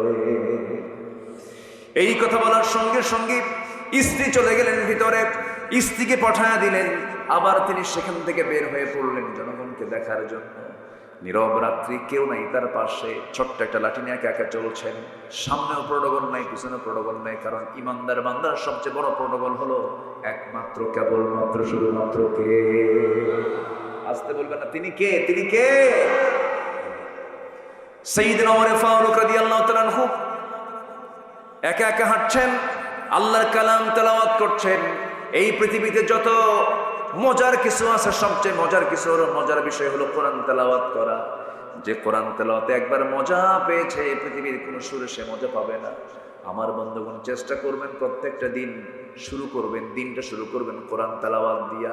আল্লাহর কসম করে বলে যাচ্ছি আমার ভাইরা, কোরআন সাক্ষী রেখে বলছি, যে ঘরে, যে পরিবারে, যে দেহে প্রত্যেকটা দিন কোরআন তেলাওয়াতের চর্চা হয়, আল্লাহর কসম বড় জটিল কোনো রোগ ওই বাড়িতে, ওই দেহে ঢুকতে পারে না। সাইয়েদনা ওমর ফারুক রাদিয়াল্লাহু আনহু কোরআন তেলাওয়াত করছেন আর একাকী ঘুরছেন। ঘুরতে ঘুরতে ঘুরতে ঘুরতে দেখেন ছোট্ট একটা নিঝুম পল্লীতে ছোট্ট একটা কুড়ে ঘর, খেজুর পাতার বানানো বেড়ার ঘর, উপরে সামনেটাও বেড়ার।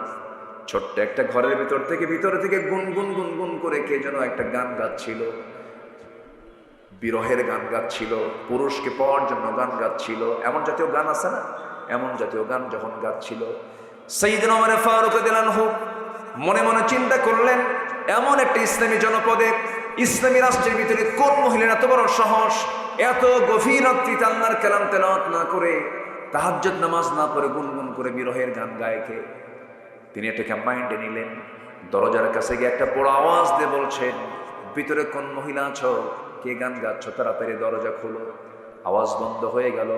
মহিলা ভয় পেয়ে গেলেন, কে যেন ডাকতেছে, দরজা খুলছেন না, কেউ নাই, ঘরের মধ্যেও কেউ নাই। সাইয়েদনা ওমর ফারুক দরজায় করাঘাত করলেন, দরজা খুলতেছে না। এবার তিনি করলেন কি, পিছন দিক থেকে ইতিহাস বলছে সেই খেজুর পাতার বানানো বেড়াটা টান মারলেন, ভিতরে ঢুকলেন। সামনে প্রদীপ জ্বালানো, একজন মহিলা মাথায় কাপড় দিয়ে পর্দার নিয়ম রক্ষা করে দাঁড়ায় আছে। সাইয়েদনা ওমর ফারুক বলছেন, ও মহিলা, তুমি এমন করে গুনগুন করে গান গাও কেন? তুমি কি জানো ইসলামী জনপদ? মহিলা বলছে, আমি গুনগুন করে গান গিয়েছি, আমার একটা অপরাধ, কিন্তু আপনি আমার ঘরের মধ্যে ঢুকে একটা, দুইটা নয়, তিনটা নয়, চারটা বড় অপরাধ করে ফেলেছেন। সাইয়েদনা ওমর ফারুক বললেন, কি অপরাধ করেছি বলো? নাম্বার 1 হলো, ঘরের মধ্যে ঢুকবেন অনুমতি তো আপনি পান নাই, সালামও দেন নাই।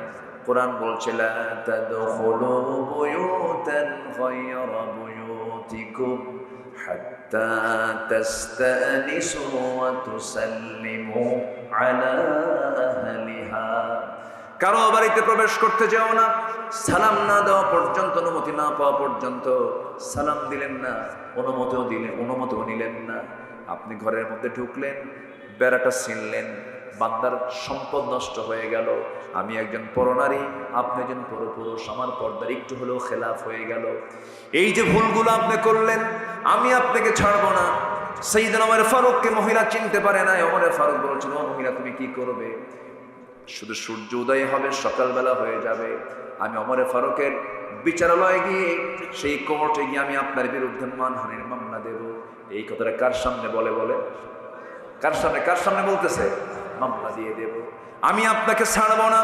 সাইয়েদনা ওমর ফারুক বলছেন, যার আদালতে মামলা দিবা সে ওমর নামটা তুমি চিনো নাকি? হ্যাঁ, খুব ভালো শাসক।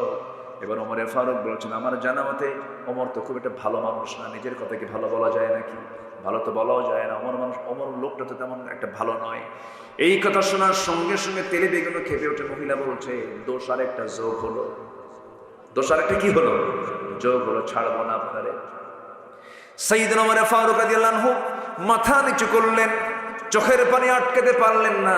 চোখের পানি আটকাতে না পেরে কেঁদে কেঁদে আল্লাহকে বলছেন, আল্লাহ, এই মহিলার দোয়া তুমি আল্লাহ কবুল করে নাও, এই মহিলার সাক্ষ্যকে তুমি আল্লাহ কবুল করে নাও। আমি গুনাহগার বান্দা, কিন্তু ওই মহিলা বলে আমি ভালো বান্দা। আল্লাহ, তুমি বান্দির দোয়া তুমি আল্লাহ কবুল করো, চাওয়াটাকে তুমি আল্লাহ কবুল করে নাও। এবার ওমর ফারুক বলছেন, মহিলা শোনো, ঠিক আছে, আমি দোষ করেছি, মামলা দিবা ভালো কথা, কিন্তু তুমি গুনগুন করে গান গাও কেন? এর কারণটা কি? এত গভীর রাতে এত কিছু বোঝো, আমার এত দোষ ধরলা, কিন্তু গুনগুন করে গান গাচ্ছ কেন? কি কারণটা কি? এর হেতুটা কি? এর ব্যাখ্যাটা কি? এবার মহিলা বলছে, শোনো, আজ থেকে 4 মাস পূর্বে আমার সঙ্গে বিয়ে হয়। আমার স্বামীর সঙ্গে মাত্র 3 থেকে 4 দিন 4 রাত আমি তার সঙ্গে ছিলাম। এই সহবাসের পরে আজকে 4 মাস গত হতে চলে, 4 মাস পার হয়ে গেছে। আমার স্বামীকে এই জনপদের খলিফা ওমর ফারুক রাদিয়াল্লাহু আনহুর লোকজন এসে আমার স্বামীকে সীমান্ত প্রহরায় নিয়োগ দিয়ে তাকে নিয়ে চলে যায়। আজকে 4টা মাস গত হতে চলে, আমার স্বামীকে দেখি না, তার সঙ্গে কোনো কথাবার্তাও হয় না। এই গভীর রাত্রিতে হঠাৎ করে আমার ঘুম ভেঙে গেল, ভিতরের স্বামীর প্রেম জাগ্রত হয়ে গেল। আমার বৈধ স্বামীকে পাওয়ার জন্য আমি গভীর রাত্রিতে গুনগুন করে গান গাচ্ছিলাম। সাইয়েদনা ওমর ফারুক মনে মনে চিন্তা করছেন, আহারে দোষ তো আরেকটা যোগ হয়ে গেছে। কি কথা কি বুঝতেছেন আপনারা? কথা বুঝতেছেন? একজন অর্ধ দুনিয়ার শাসনকর্তা জনগণের রায় নেবার জন্য কেমন করে আড়াল হয়ে জনগণের কাছ থেকে রায় নিয়ে আসতেন। ওমর ফারুক এবার বলছেন, মহিলা শোনো, তুমি কি আমাকে ছাড়বা না? কেন আমি ছাড়বো না? একটা প্রশ্ন করি। কি প্রশ্ন?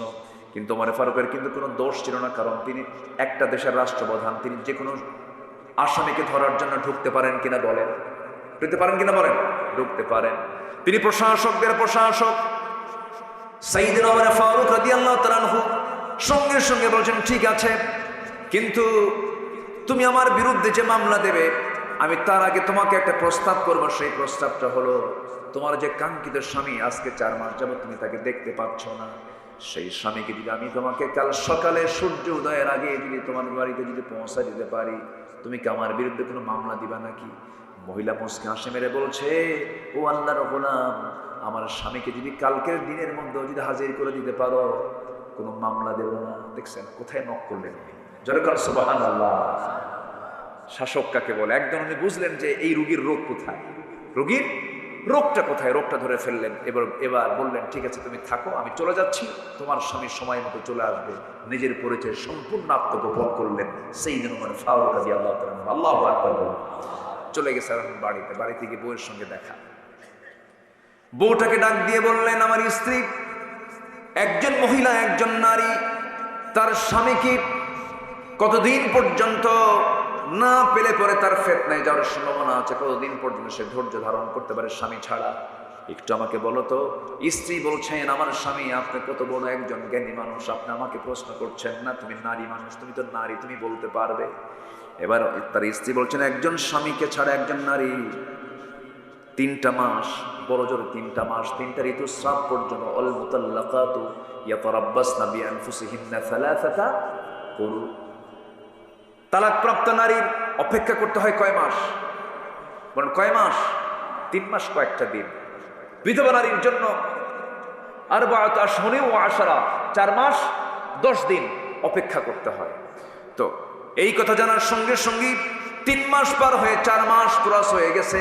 সেনাবাহিনী প্রধানকে ডাক দিয়ে খলিফা ওমর ফারুক বললেন, শোনো ও সেনাবাহিনীর প্রধান, আজকের থেকে প্রত্যেক সৈনিকের জন্য 3 মাস পর পর সাধারণ ছুটি আমি ওমর ফারুক আমার খেলাফত থেকে, আমার রাষ্ট্র থেকে ঘোষণা করা হলো।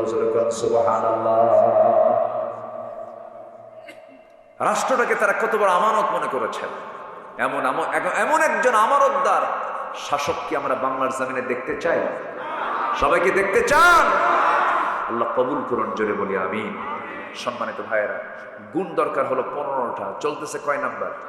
বলেন কয় নাম্বার চলতেছে? আরো আছে কত? 13টা। নুরু, ওয়াজ কি শেষ না শুরু? বহু কথা এখনো পড়ে আছে। আল্লাহ কবুল করুন, জোরে বলি আমিন। খুব ভালো মানুষ আপনারা, কি সুন্দর, কেউ নড়ছেন না, বসে আছেন, কোরআনগুলো শুনছেন। আল্লাহ আমল করার তৌফিক দান করুন, জোরে বলি আমিন।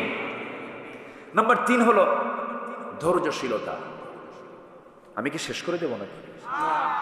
চলো, আপনি যা বলবেন তাই হবে। ওনারে চিনেন? বড় ভাই, মাশাআল্লাহ, আলহামদুলিল্লাহ। জি, নাম্বার 3 হচ্ছে ধৈর্যশীলতা। নাম্বার 3 কি বলেন তো? ধৈর্যশীলতা, সবর। বলুন তো, এখানে যে বসে আছেন, ধৈর্যের দরকার নেই?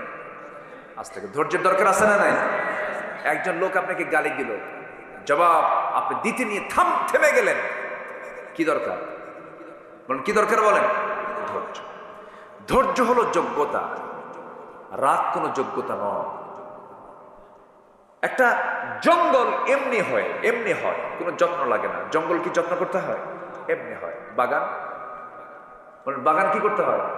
যত্ন করতে হয়, সাজাতে হয়, সেখানে পরিশ্রম করতে হয়, টাকা খরচ করতে হয়, এরপর বাগান গড়ে ওঠে।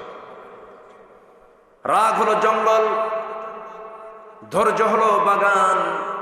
ধৈর্যের ফলাফল অনেক সুন্দর, অনেক সুদূর পর্যন্ত চলে যায়।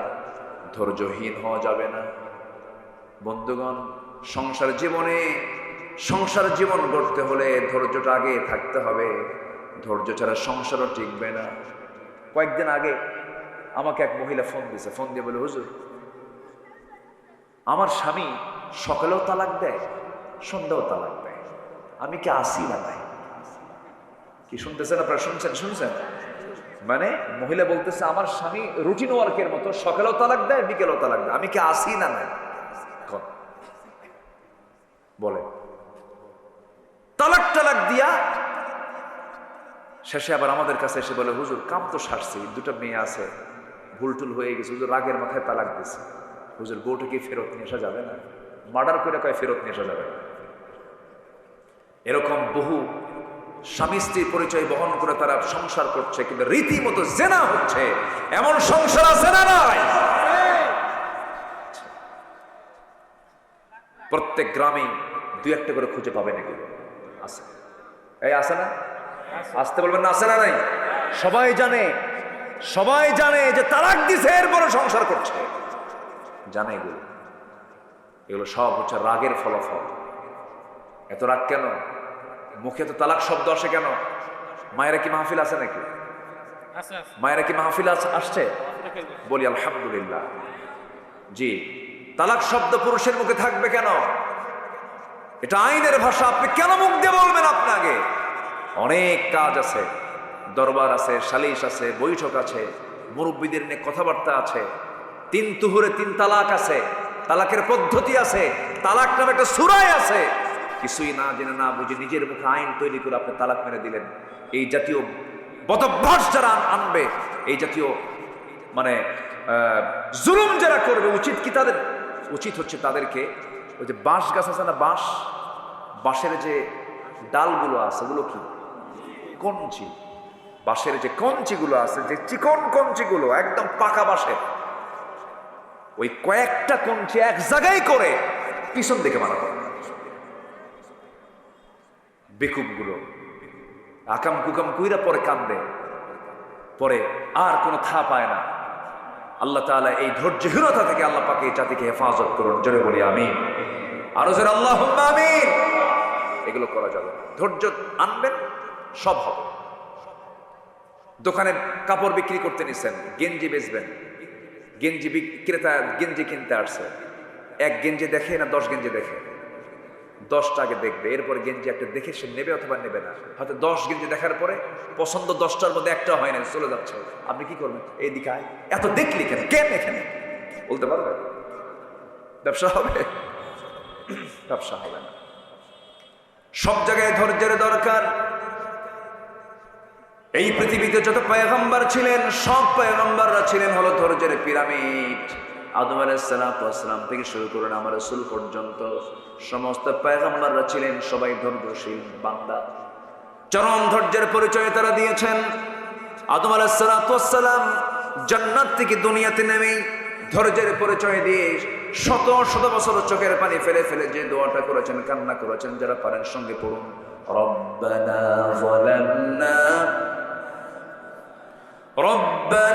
যালামনা আনফুসানা ওয়া ইল্লাম তাগফির লানা ওয়া তারহামনা লানাকুনান্না মিনাল খাসিরিন। জোরে বলুন আল্লাহু আকবার। এই দোয়াগুলো করলেন, আল্লাহর দরবারে দোয়া মঞ্জুর হয়ে গেছে। আল্লাহ পাক বিপদ থেকে তাকে হেফাজত করলেন, বিপদ থেকে তাকে উদ্ধার করলেন। এরকম করে সমস্ত পয়গম্বর বিপদে পড়েছেন, দোয়া করেছেন। তবে সকল নবী ধৈর্যশীল ছিলেন, তবে একজন নবীর রাগ সবচেয়ে বেশি ছিল। বলুন তো সেই নবীর নামটা কি? কি সুন্দর, সবার মুখস্থ, আলহামদুলিল্লাহ। খুব রাগী মানুষ ছিলেন তিনি। এত রাগ ছিল, তাফসীরে আসে যে তিনি যখন রেগে যেতেন, খেপে যেতেন, চুলগুলো খাড়া হয়ে টুপি ভেদ করে বের হয়ে যেত। এত রাগ ছিল তার ভিতরে। প্রচন্ড রাগী লোক ছিলেন, টোকা মারলে বারুদের মতো জ্বলতেন তিনি, এত রাগ ছিল তার ভিতরে। তার সামনে এক বেয়াদবি করছে, বারবার বলার পরও ঠিক হয় না, মারছেন থাপ্পড়। এক থাপ্পড় খায়া শীত হয়ে পড়ছে, মরে যাওয়ার সঙ্গে সঙ্গে আল্লাহকে বলে, আল্লাহ মারলাম, ওকে শাসন করার জন্য মরে গেল। মার্ডার কেসের আসামি কিন্তু আমি না, তুমি আল্লাহ নিজে। কি কথা কি বুঝতেছেন? আল্লাহকে ধরে বসলেন। আল্লাহ বলছেন, যা করছো হয়ে গেছে, এখন তুমি দেশে টিকতে পারবা না। ফেরাউন তোমার বিরুদ্ধে হত্যার হুলিয়া জারি করেছে, দেশ ছাড়ো। দেশ ছাড়লেন, দেশে টিকতেই পারলেন। নবীরা কি দেশে টিকতে পারছেন? নিজের জন্মভূমিতে তারা কি টিকতে পেরেছেন? পারেন না। হিজরত করে চলে গেলেন, যেদিকে চোখ গেল সেদিকে চলে গেলেন, কেউ নাই তার পাশে, কেউ চেনেও না তাকে, এমন একটা এলাকায় চলে গেলেন। প্রচন্ড তৃষ্ণা, কূপের ধারে গেলেন, কূপ থেকে পানি তুললেন, কূপ থেকে পানি তুলে তৃষ্ণা নিবারণ করলেন। হঠাৎ করে দেখতে পারলেন দুজন দূর থেকে দুজন মহিলা হাতে বালতি করে চলে আসতেছে কূপের ধারের দিকে। সাইয়েদনা মূসা বলছেন, এই মহিলাগুলো কি চায়? সামনে গিয়ে বলছেন, বালতি হাতে কি করবা তোমরা? দাঁড়ায় আসো কেন? কূপ থেকে পানি নেব, নিয়ে যাও। পারবো না কেন? ঢাকনা উপরে আছে, ঢাকনা টান দিতে 7-8 জন পুরুষ মানুষ লাগে, আমরা পারবো না। মূসা আলাইহিস সালাম মনে মনে ভাবলেন, বেচারি মহিলা মানুষ, কষ্ট হয়ে যাবে, সন্ধ্যা অন্ধকার হয়ে যাবে। বালতি হাতের মধ্যে নিয়ে ঢাকনার কাছে গেলেন, কূপের ধারে গেলেন, বাম হাতে ধরলেন, এক হাতে ধরে এমন জোরে ফিকা মারলেন 14 হাত দূরে গিয়ে ছিটকে পড়লো। মহিলা দুইজন মনে মনে চিন্তা করছে, এটা মানুষ না অন্য কিছু, এত বড় শক্তিশালী যুবক এ তো কোনোদিন দেখি নাই। বালতি ভরে পানি তুলে নিয়ে হাতি দিয়ে বলছেন, তাড়াতাড়ি বাড়িতে চলে যাও, সূর্যাস্তের পরে মেয়েদের বাইরে থাকতে নেই, তাড়াতাড়ি চলে যাও। চলে গেছে বাড়িতে। বৃদ্ধ পিতা এবার সন্তানদেরকে ডাক দিয়ে বলছে, আমার কলেজার টুকরা সন্তান, এত তাড়াতাড়ি কেমন করে আসলে? আগাব্বা কবিয়ুন আজিজ, শক্তিশালী এক যুবকের সন্ধান কূপের ধারে পেয়েছে, খুব শক্তি রাখে, একাই সে আমাদেরকে সহযোগিতা করলো। বুড়া বাপ বলতেছে, আমার বড় মেয়ে, তুমি আগামীকালকে যাবে, আমার সালাম জানায় ওই যুবককে আমার সালাম জানায় বলবে সে যেন আমার বাড়িতে আসে, আমার সঙ্গে যেন সাক্ষাৎ করে, আমি তার সঙ্গে দেখা করতে চাই। পরের দিন চলে আসছেন। এবার বলছে, আবুনা শাইখুন কবীর, আমাদের বাপ বুড়া মানুষ, আব্বা আপনাকে সালাম জানিয়েছেন, আমাদের বাড়িতে আপনার দাওয়াত, আপনি যাবেন নাকি? মূসা আলাইহিস সালাম মনে মনে চিন্তা করলেন, এই জায়গায় কেউ আমাকে চেনে না, আমিও কাউকে চিনি না, আমি একা একা কেমন করে চলবো? পরিচয় হলে তো ভালোই হয়। এবার বলছেন, আমি কেমন করে যাব? আমি তো বাড়ি চিনি না, আমি তো আপনাদের বাড়ির কোনো সন্ধানও জানি না। মহিলা বলছে, আপনার কোনো টেনশন নাই, আমি সামনে সামনে চলবো, আমাকে ফলো করে আপনি পিছে পিছে আসবেন। মূসা মনে মনে চিন্তা করছেন, আমি এমন তো পুরুষ নই, তুই মহিলা, তো পিছে পিছে আমি থাকবো।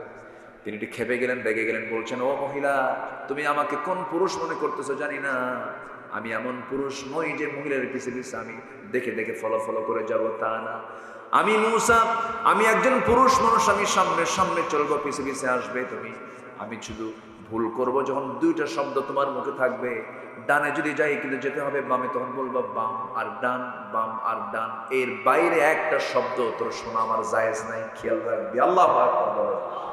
মহিলা মনে মনে কয়, গতকালকে দেখলাম শক্তিশালী, আজকে দেখি চরিত্র ভালো, ছায়া থাকে না, এবং খুব পর্দার ব্যাপারে খুব কঠোর। মনে মনে পছন্দ, মনে মনে কি পছন্দ হয়ে গেছে। যারা চরিত্রবতী নারী, তাদের জন্য দুটো গুণ সম্পন্ন পুরুষকে তাদের পছন্দ। কটা গুণ সম্পন্ন? একটা হলো চরিত্রবান, একটা কি বলেন তো? চরিত্রবান, আরেকটা হচ্ছে শক্তিশালী, আরেকটা কি বলেন? দৈহিক শক্তিশালী। সংসার করতে হলে শক্তির প্রয়োজন। এই দুটো গুণ থাকবে যার, একটা নারী তাকে পছন্দ করে। আর এখনকার মেয়েরা কি এগুলো পছন্দ করে? চরিত্র আগে দেখে। জানো, এত সুন্দর স্মার্ট ছেলে, 2 হাঁটুর তলাটা ফাটা, 2 হাঁটু কি ফাটা, আর মাথার চুলগুলো ভাল্লুকের মতো, খুব ওভার স্মার্ট। মুখে দাড়ি পছন্দ না, এরকম মহিলা মনে হয় নাই? আসতে বলবেন না, আছে না নাই? মুখে দাড়িওয়ালা ছেলে বাপ নিয়ে আসছে, মেয়েকে, আব্বা তোমার রুচি তো নাই, ও তো চাচা। ও কি দাড়ি রাখলে চাচা হয়ে যায়। মহিলা সামনে সামনে গেলেন, আল্লাহর পয়গম্বর তার পিছে পিছে যাচ্ছেন, কিন্তু নজর পিছে পিছে না গিয়ে তিনি মহিলার সামনে চলে গেলেন, আর পিছে পিছে মহিলা যাচ্ছে। বাস পৌঁছে গেলেন বাড়িতে। বাড়িতে পৌঁছার সঙ্গে সঙ্গেই সালাম দিয়ে ফেলেছেন। মূসা আলাইহিস সালাম বৃদ্ধ লোকটাকে লক্ষ্য করে সালাম দিলেন। সালাম জবাব শেষ হওয়া মাত্রই বৃদ্ধ লোকটার মুখ থেকে বের হলো, হে যুবক, তোমার নাম তো মূসা। এবার মূসা মনে মনে ভাবতেছেন, এত দূর চলে আসলাম, এই লোকটা আমার চিনল কেমনে? কোনোদিন তো দেখা হয় না। এই লোকটাকে ফেরাউনের লোক নাকি? বড় টেনশনে পড়ে গেলেন। এবার ওই বৃদ্ধ লোকটা বলছে, ও মূসা, তুমি কি চিন্তা করো? এবার বলছেন, আপনি আমাকে চিনলেন কেমনে? এবার তিনি বলছেন, শোনো মূসা, শুধু তোমার নাম জানি না, তোমার কামটাও জানে। কি থাপ্পুর মারছো, মরে গেছে, মার্ডার হয়ে গেছে, এরপরে তুমি দেশ ছাড়ছো। বলেন তো, এটা কি বিপদ না মহা বিপদ? বিশাল টেনশনে পড়ে গেছেন মূসা আলাইহিস সালাম। এবার জড়সড় হয়ে গেছেন। বৃদ্ধ লোকটা বলছে, হে মূসা, তুমি অজায়গায় আসো নাই, অপাত্রে আসো নাই, খারাপ কোনো জায়গায় আসো নাই, তুমি আমার সামনে যে দাঁড়িয়ে কথা বলছো, আমাকে দেখে বুড়া মনে হলেও আমি সাধারণ বুড়োদের কাতারের বুড়ো নই, আমার পরিচয় হলো ইলা মাদিয়ানা আখাহুম শুআইবা। মাদিয়ানবাসীর জন্য আল্লাহ রাব্বুল আলামিন যাকে আল্লাহর পয়গম্বর করে পাঠিয়েছেন সেই হলাম আমি আল্লাহর পয়গম্বর শুআইব আলাইহিস সালাতু ওয়াস সালাম।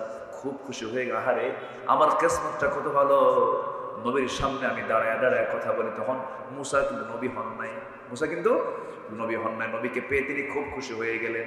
খুশি হয়ে সামনে দাঁড়ায় আছেন আল্লাহর পয়গম্বর শুআইব বলছেন, গতকালকে আমার মেয়ে দেখেছো, আজকেও মেয়ে দেখেছো, দুইটা মেয়ের যে কোনো একটা মেয়েকে আমি তোমার সঙ্গে বিয়ে দিতে চাই, তুমি কি বিয়ে করবা নাকি?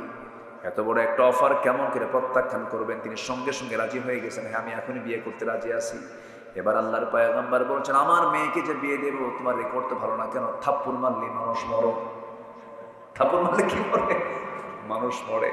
আমি আমার কলিজার টুকরা মেয়েকে বিয়ে দেব, সন্তানগুলো যদি হারিয়ে ফেলি তাহলে কেমন হয়? বিয়ে দেব, তবে এখন বিয়ে দেব না কেন? তোমার কিছু কাজ আছে। কি কাজ?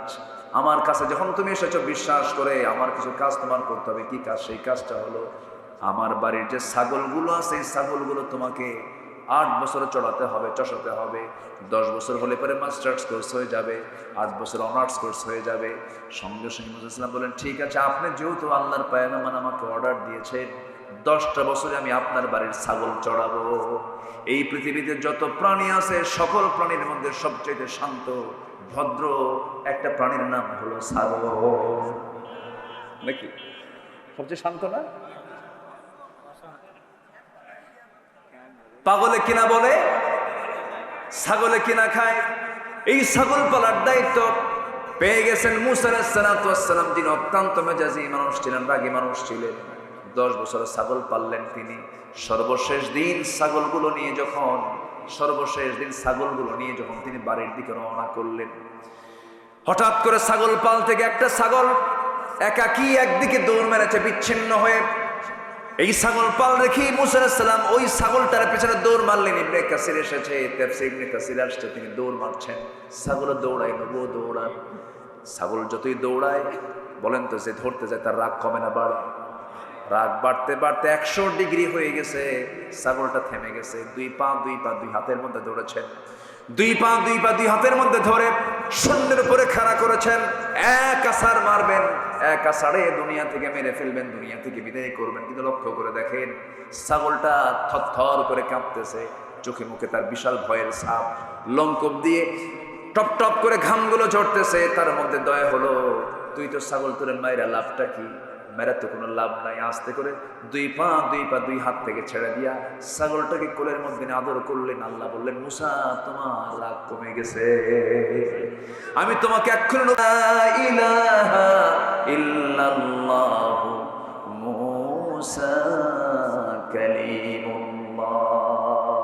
তাহলে ধৈর্য ছাড়া কি কোনো কিছু করা যাবে ভাই? বলেন, ধৈর্য ছাড়া কোনো কিছু করা যাবে? 15টা চারিত্রিক গুণ, আল কোরআনের 15টি চারিত্রিক গুণের 1 নম্বর বললাম হলো সত্যবাদিতা, নাম্বার 2 হলো আমানতদারিতা, নাম্বার 3 হলো সাবর, ধৈর্যশীলতা, নাম্বার 4 হলো জীবনের সকল জায়গায় আমরা ধৈর্য ধরবো। কার উপরে? আসতে বলবেন না, কার উপরে? আল্লাহ রাব্বুল আলামিন বলছেন, ফাইদা আযামতা ফাতাওয়াক্কাল আলাল্লাহ ইন্নাল্লাহা ইউহিব্বুল মুতাওয়াক্কিলিন। আরেক জায়গায় বলছেন, ওয়া মান ইয়াতাওয়াক্কাল আলাল্লাহ ফাহুয়া হাসবুহ। যে ব্যক্তি আল্লাহর প্রতি ভরসা করবে, আল্লাহ তার জন্য যথেষ্ট হয়ে যাবে। সন্তান হয় না, চাইবো কার কাছে? আসতে বলেন, চাইবো কার কাছে? ছেলে দেন কে? মেয়ে দেন কে? দেন না কে? ফয়সালা কার? আল্লাহ পাকের ফয়সালা। কখনোই আল্লাহ ছাড়া কারো প্রতি ভরসা করা যাবে না। আল্লাহ যা দেবেন আল্লাহ দিবেন, দিবেন না আল্লাহ দিবেন। আল্লাহ সব ক্ষমতা একমাত্র কার? বলেন, জোরে বলেন, কার? আল্লাহ। কোনো ব্যক্তি আপনাকে কোনো কিছু দিতে পারবে না, আমাকে দিবেন কে? আল্লাহ তাআলা। নাম্বার 5 হলো ইখলাস থাকতে হবে। ওয়ামা উমিরু ইল্লা লিয়াবুদুল্লাহা মুখলিসিনা লাহুদ্দীন হুনাফাআ ওয়া ইউকিমুস সালাতা ওয়া ইউতুজ যাকাতা وذلك دين القيمة নাম্বার 6 হলো আদালত ন্যায় বিচার প্রতিষ্ঠা করা ইয়া আইয়ুহাল্লাযীনা আমানু কুনু কাওয়ামিনা লিল্লাহি শুহাদাআ বিল কিসত নাম্বার 7 হলো তওবা করা ক্ষমা প্রার্থনা করা ওয়াল্লাযীনা ইযা ফাআলু ফাহিশাতান আও যালামু আনফুসাহুম ذكروا الله فاستغفروا لذنوبهم নাম্বার 8 হলো দয়া সহানুভূতি খুযিল আফওয়া ওয়া আমর বিল উরফি ওয়া আ'রিদ আনিল জাহিলিন নাম্বার 9 হলো নম্রতা বলেন তো আমরা নম্র হব না উগ্র হব বলেন বলেন উগ্র হব না নম্র হব ওয়া ইবাদুর রাহমানিল্লাযীনা ইয়ামশুনা আলাল আরদি হাওনাও ওয়া ইযা খাতাবাহুমুল জাহিলুনা ক্বালু সালামা নাম্বার 10 হলো কৃতজ্ঞ হওয়া আল্লাহ রাব্বুল আলামিন বলেন লা ইন শাকারতুম লা আযীদান্নাকুম ওয়া লা ইন কাফারতুম ইন্না আযাবি লাশাদীদ নাম্বার 11 হলো সুজাআ সাহসী হওয়া সাহসিকতা নিয়ে আসে এটা একটা চরিত্র সুন্দর চরিত্র আমরা ভীতু হব না সাহসী হব বলেন ভীতু না সাহসী হব ইয়া আইয়ুহাল্লাযীনা আমানুসবিরু ওয়াসাবিরু ওয়ারাবিতু ওয়াত্তাকুল্লাহা লাআল্লাকুম তুফলিহুন জোরে বলুন আল্লাহু আকবার নাম্বার 12 হলো সৎ কাজের আদেশ দেবে অসৎ কাজের বাধা দেবে কুনতুম খায়রা উম্মাতিন উখরিজাত লিন-নাসি তা'মুরুনা বিল মা'রুফি ওয়া তানহাউনা 'আনিল মুনকার নাম্বার 13 হলো বিশ্বাসযোগ্য হতে হবে সিকা আনতে হবে ওয়াল্লাযীনা হুম লিআমানাতিহিম ওয়া আহদিহিম রাউন নাম্বার 14 হলো ইখলাস ফিল আমাল কাজের ক্ষেত্রে নিষ্ঠা থাকতে হবে কাজের ক্ষেত্রে নিষ্ঠাবান হতে হবে নাম্বার সর্বশেষ হলো 15 নম্বর হলো সহনশীল হতে হবে আল্লাহ তাআলা হালিম আল্লাহ নিজেও সহনশীল আমরা সহনশীল হব আল্লাহ রাব্বুল আলামিন বলেন ক্রোধকে যারা সংবরণ করবে ওয়াল কাযিমিনাল গায়যা ওয়াল আফিনা আনিন নাস ওয়াল্লাহু ইউহিব্বুল মুহসিনিন জোরে বলুন আল্লাহু আকবার যারা ক্রোধকে সংবরণ করবে সহনশীল যারা হবে মানুষকে যারা মাফ করা শিখবে মাফ করে দেবে আল্লাহ রাব্বুল আলামিন ওই সমস্ত মুহসিন বান্দাদের দারুণ ভালোবাসেন জোরে কোন সুবহানাল্লাহ এই 15টা গুণ আমরা অর্জন করব জোরে বলি ইনশাআল্লাহ আর জোরে বলি ইনশাআল্লাহ ঠিক 12টা বাজে 11টা 59 বাজে কেউ যাবেন না আমরা একসঙ্গে দোয়া করব যে যেখানে আছেন আমরা একসঙ্গে দোয়ায় শামিল হব কিছু প্রশ্ন এখানে আসছে আমরা 15টা পয়েন্টে কথা বললাম ফজর নামাজ সবাই কি পড়বেন ইনশাআল্লাহ কারা কারা ফজর পড়বেন হাত তুলে দেখেন তো দেখি জোরে বলি ইয়া আল্লাহ আর জোরে ইয়া আল্লাহ আমাদেরকে ফজর যোহর আসর মাগরিব ইশা 5 ওয়াক্ত সালাত আদায় করা তৌফিক তুমি আল্লাহ দিয়া দাও জোরে বলি আমিন আরো জোরে আমিন হাত নামান বাড়িতে রাখবেন 3টা জিনিস একটা হলো আল্লাহর কালামের তেলাওয়াত বলুন তো কি তেলাওয়াত নাম্বার 2 হচ্ছে বাড়িতে রাখবেন নামাজ বাড়িতে রাখবেন কি বলেন নামাজ আরেকটা রাখবেন বাড়িতে হলো পর্দা কি রাখবেন বলেন তো পর্দা তাহলে কোরআন তেলাওয়াত নামাজ আর কি পর্দা 16 আনা থাকতে হবে খালাতো ভাই মামাতো ভাই চাচাতো ভাই দুলা ভাই এই সমস্ত ভাইদের সাথে কোনো বোন দেখা করতে পারবে না দেবর ভাসুর দুলা ভাই দেখা করা জায়েজ নাই এই সমস্ত কঠোর এই সমস্ত মূল পর্দাগুলো আল্লাহ তাআলা এই এলাকার প্রত্যেকটা ঘরে ঘরে আল্লাহ পাক পয়দা করে দিন জোরে বলি আল্লাহুম্মা আমিন এই আশাবাদ কামনা করছি আমি আর কথা না বাড়িয়ে দোয়ার দিকে আমরা চলে যাব ইনশাআল্লাহ এখানে নোয়াখালীতে মসজিদে ইসলাম প্রিয় ভাইদের উপরে যে হামলা হয়েছে নিরীহ ভাইদের হামলা নিয়ে আমরা মূল্যবান মতামত এর তো মারাত্মক অপরাধ আপনি শুধুমাত্র একজন মসজিদে কেন, মাদ্রাসায় কেন, বাইরেও যদি কেউ হামলা চালায়, এটা কি ইসলাম এলাও করে? বলেন তো, এলাও করে না। কোরআন তেলাওয়াতের আসরে, কোরআনের দর্শের আসরে যারা হামলা চালায়, রক্তাক্ত করে, তাদের রক্তের মধ্যে ফিরআউনের রক্ত লুকানো আছে। আমরা মাহফিলের এই প্ল্যাটফর্ম থেকে নোয়াখালীর এই অপ্রীতিকর ঘটনার সঙ্গে যারা জড়িত, অবশ্যই তাদের দৃষ্টান্তমূলক শাস্তি আমরা দাবি করছি প্রশাসনের কাছে। সম্মানিত ভাইয়েরা, এইভাবে বিভিন্ন জায়গায় কিছু বিচ্ছিন্ন ঘটনা আমরা শুনতে পাচ্ছি। সম্প্রতি কোন এক মাহফিলে সরাসরি হামলা করা হয়েছে। আমার এক স্নেহধন্য, আমার অনুজ সাদিক আজহারির সেই প্রোগ্রামে কোন এক দলের লোকেরা নগ্ন হামলা চালিয়েছে। এই সমস্ত হামলার আমরা তীব্র নিন্দা জানাচ্ছি, এবং তীব্র নিন্দা শুধু নয়, এটার জন্য তদন্ত কমিটি করে চূড়ান্ত শাস্তি আমরা নিশ্চিত চাই। আমরা এমন অনাকাঙ্ক্ষিত ঘটনার আর পুনরাবৃত্তি যেন না হয়, এই দিকে আমরা সজাগ দৃষ্টি রাখি, আমরা নিজেরা সতর্ক থাকার চেষ্টা করি। আল্লাহ রাব্বুল আলামিন আমাদের সবাইকে দ্বীন প্রতিষ্ঠার কাজে নিজেকে প্রস্তুত রাখার তৌফিক সবাইকে দান করুন।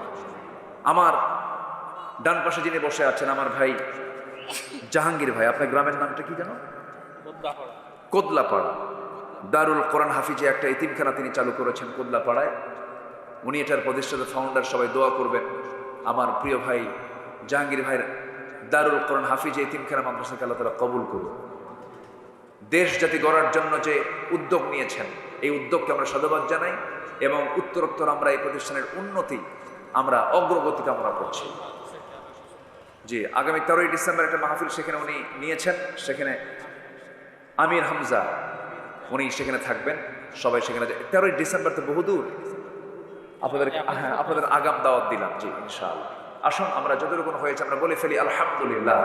সবাই নামাজের মতো করে বসি, আমরা আল্লাহর কাছে একটু চাবো, আল্লাহ যেন আমাদের গুনাহগুলোকে মাফ করে দেন। আল্লাহুম্মা আমিন। রব্বানা যালামনা আনফুসানা ওয়া ইল্লাম তাগফির লানা ওয়া তারহামনা লানাকুনান্না মিনাল খাসিরিন।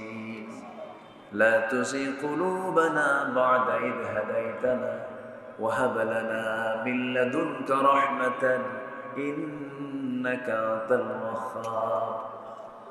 অনেক রাত হয়ে গেছে, গভীর রাত, নিঝুম রাত। যশোর জেলার মনিরামপুরের নওপাড়া যুব সমাজ মাহফিল ইন্তেজামিয়া কমিটি কর্তৃক আয়োজিত আজকের এই মাহফিলের শেষ সময়ে এসে, শেষ লগনে এসে, শেষান্তে সে তোমার শাহী দরবারে কাঙ্গাল ফিকারির মতো দুটো হাত পেতেছে। আল্লাহ, গুনার দিকে নজর দিও না, বান্দা মনে করে তামাম জীবনের সমস্ত গুনাহগুলোকে মেহেরবানি করে মাফ করে দাও। জনম দুঃখিনী মা, জনম দুঃখী বাপ জান যারা দুনিয়া থেকে বিদায় নিয়েছেন, জিন্দেগির গুনাহগুলো মাফ করে দাও, কবরগুলোকে জান্নাতের টুকরা বানায় দাও। আব্বা আম্মার জন্য কি দোয়া করতে তাও শিখিয়ে দিয়েছো। আওয়াজ দিয়ে দিল খুলে আমার সঙ্গে সবাই বলুন, রব্বিরহামহুমা কামা রব্বায়ানি সগীরা, রব্বিরহামহুমা কামা রব্বায়ানি সগীরা। ও আল্লাহ, বিশেষ করে মাহফিলের আয়োজন করলেন যারা, শোনার জন্য কষ্ট করে আসলেন যারা, বিনিময়ে কিয়ামতের কঠিন ময়দান, যেদিন কেউ কাউকে চিনবে না, এমনকি মা সন্তানকে পর্যন্ত স্বীকার করে বসবে, যেদিন মানুষ কাঁদতে কাঁদতে চোখের পানিগুলো পড়ে যাবে, চোখ থেকে রক্ত বের হওয়া শুরু হয়ে যাবে, সেই কঠিন মুসিবতের দিন এই মাহফিল সবার জন্য নাজাতের মাধ্যম তুমি আল্লাহ বানাইয়া দিও। তোমার বান্দাগুলোকে নিয়ে এমন সময় হাত তুলেছি, 180 কোটি মুসলমানের দুনিয়ায় মুসলমানদের কোনো শান্তি নাই রে আল্লাহ। একটা ওমর দিয়ে দাও, একটা আবু বকর, তুমি আল্লাহ মুসলিম বিশ্বের জন্য একটা ওমর আবু বকর পাঠাইয়া দাও আল্লাহ। আয় আল্লাহ তাআলা, আমার ডানে বামে সামনে পেছনে যত ভাই হাত তুলেছেন, যত মা বোন আড়ালে হাত তুলেছেন, যারা যা প্রার্থনা তুমি আল্লাহ দয়া করে কবুল আর মঞ্জুর করে নাও। দুনিয়া থেকে কোন দিন বিদায় নেব জানি না, ডান হাতে আমলনামা না আসা পর্যন্ত তুমি আমাদের কাউরে মৃত্যু দিও না আল্লাহ। আয় আল্লাহ তাআলা এই মাহফিলকে বাস্তবায়ন করার জন্য বহু প্রবাসী ভাই প্রবাস জীবনে অনেক কষ্ট করে আছেন। প্রবাস জীবনকে তুমি আল্লাহ বরকতময় করে দাও। মাহফিল কমিটির ভাইদেরকে তুমি আল্লাহ দয়া করে কবুল আর মঞ্জুর করে নাও। নওয়াপাড়ার প্রত্যেকটা যুবককে তুমি আল্লাহ দয়া করে কবুল আর মঞ্জুর করে দাও। এই গ্রামকে মাদক মুক্ত করে দাও। এই গ্রামের যত যুবক পথহারা হয়ে ও আল্লাহ বিভিন্ন জুয়ার এই মহাব্যাধি থেকে তুমি আল্লাহ বাঁচায় দাও। আক্রান্ত যারা হয়েছে তাদেরকে ফিরে আসার তৌফিক দিয়ে দাও। মসজিদমুখী বানায় দাও, দিনমুখী কোরআনমুখী তুমি আল্লাহ বানায় দাও। দুনিয়া থেকে কোন দিন বিদায় নেব জানি না রে আল্লাহ, ডান হাতে আমল নামা না আসা পর্যন্ত কবরে নিও না। বাবা গেছে, মা গেছে, দাদা গেছে, দাদি গেছে, নানা গেছে, নানি গেছে, নিজের ভাই অনেকের মরে গেছে, বোন অনেকের চলে গেছে। কত বন্ধুর কবর দিলাম, আমার একদিন কবর দেবে আরেকজন ভাই এসে দাফন করে ফেলবে, বিদায় দিয়ে ফেলবে। এই তো দুনিয়ার নিয়ম রে আল্লাহ। কোন দিন মরবো জানি না, তবে যেদিন মরবো রে টান মেরে ঘর থেকে বের করে দেবে। জীবনের শেষ গোসলটা হয়ে যাবে, মরা মুখ সব দেখে দেখে চলে যাবে, কবরের দিকে নিয়ে চলে যাবে। কবরের শোয়া দিবি, 24 ঘন্টা যাবে না, মাথার চুলগুলো খসে খসে পড়বে। 3 দিন যাবে না, চামড়াগুলো গলে গলে পোকার পেটের খাবার হয়ে যাবে রে। মাত্র 7টা দিন পেটের নারী বেরি সব চোখ কান নাক বের হওয়া শুরু হয়ে যাবে। কিম্ভূত কিমাকার চেহারা হয়ে যাবে রে। ও আল্লাহ, 3 মাস পর যদি কবর খনন করা হয়, কয়েকটা হাড় ছাড়া কিচ্ছু খুঁজে পাওয়া যাবে না।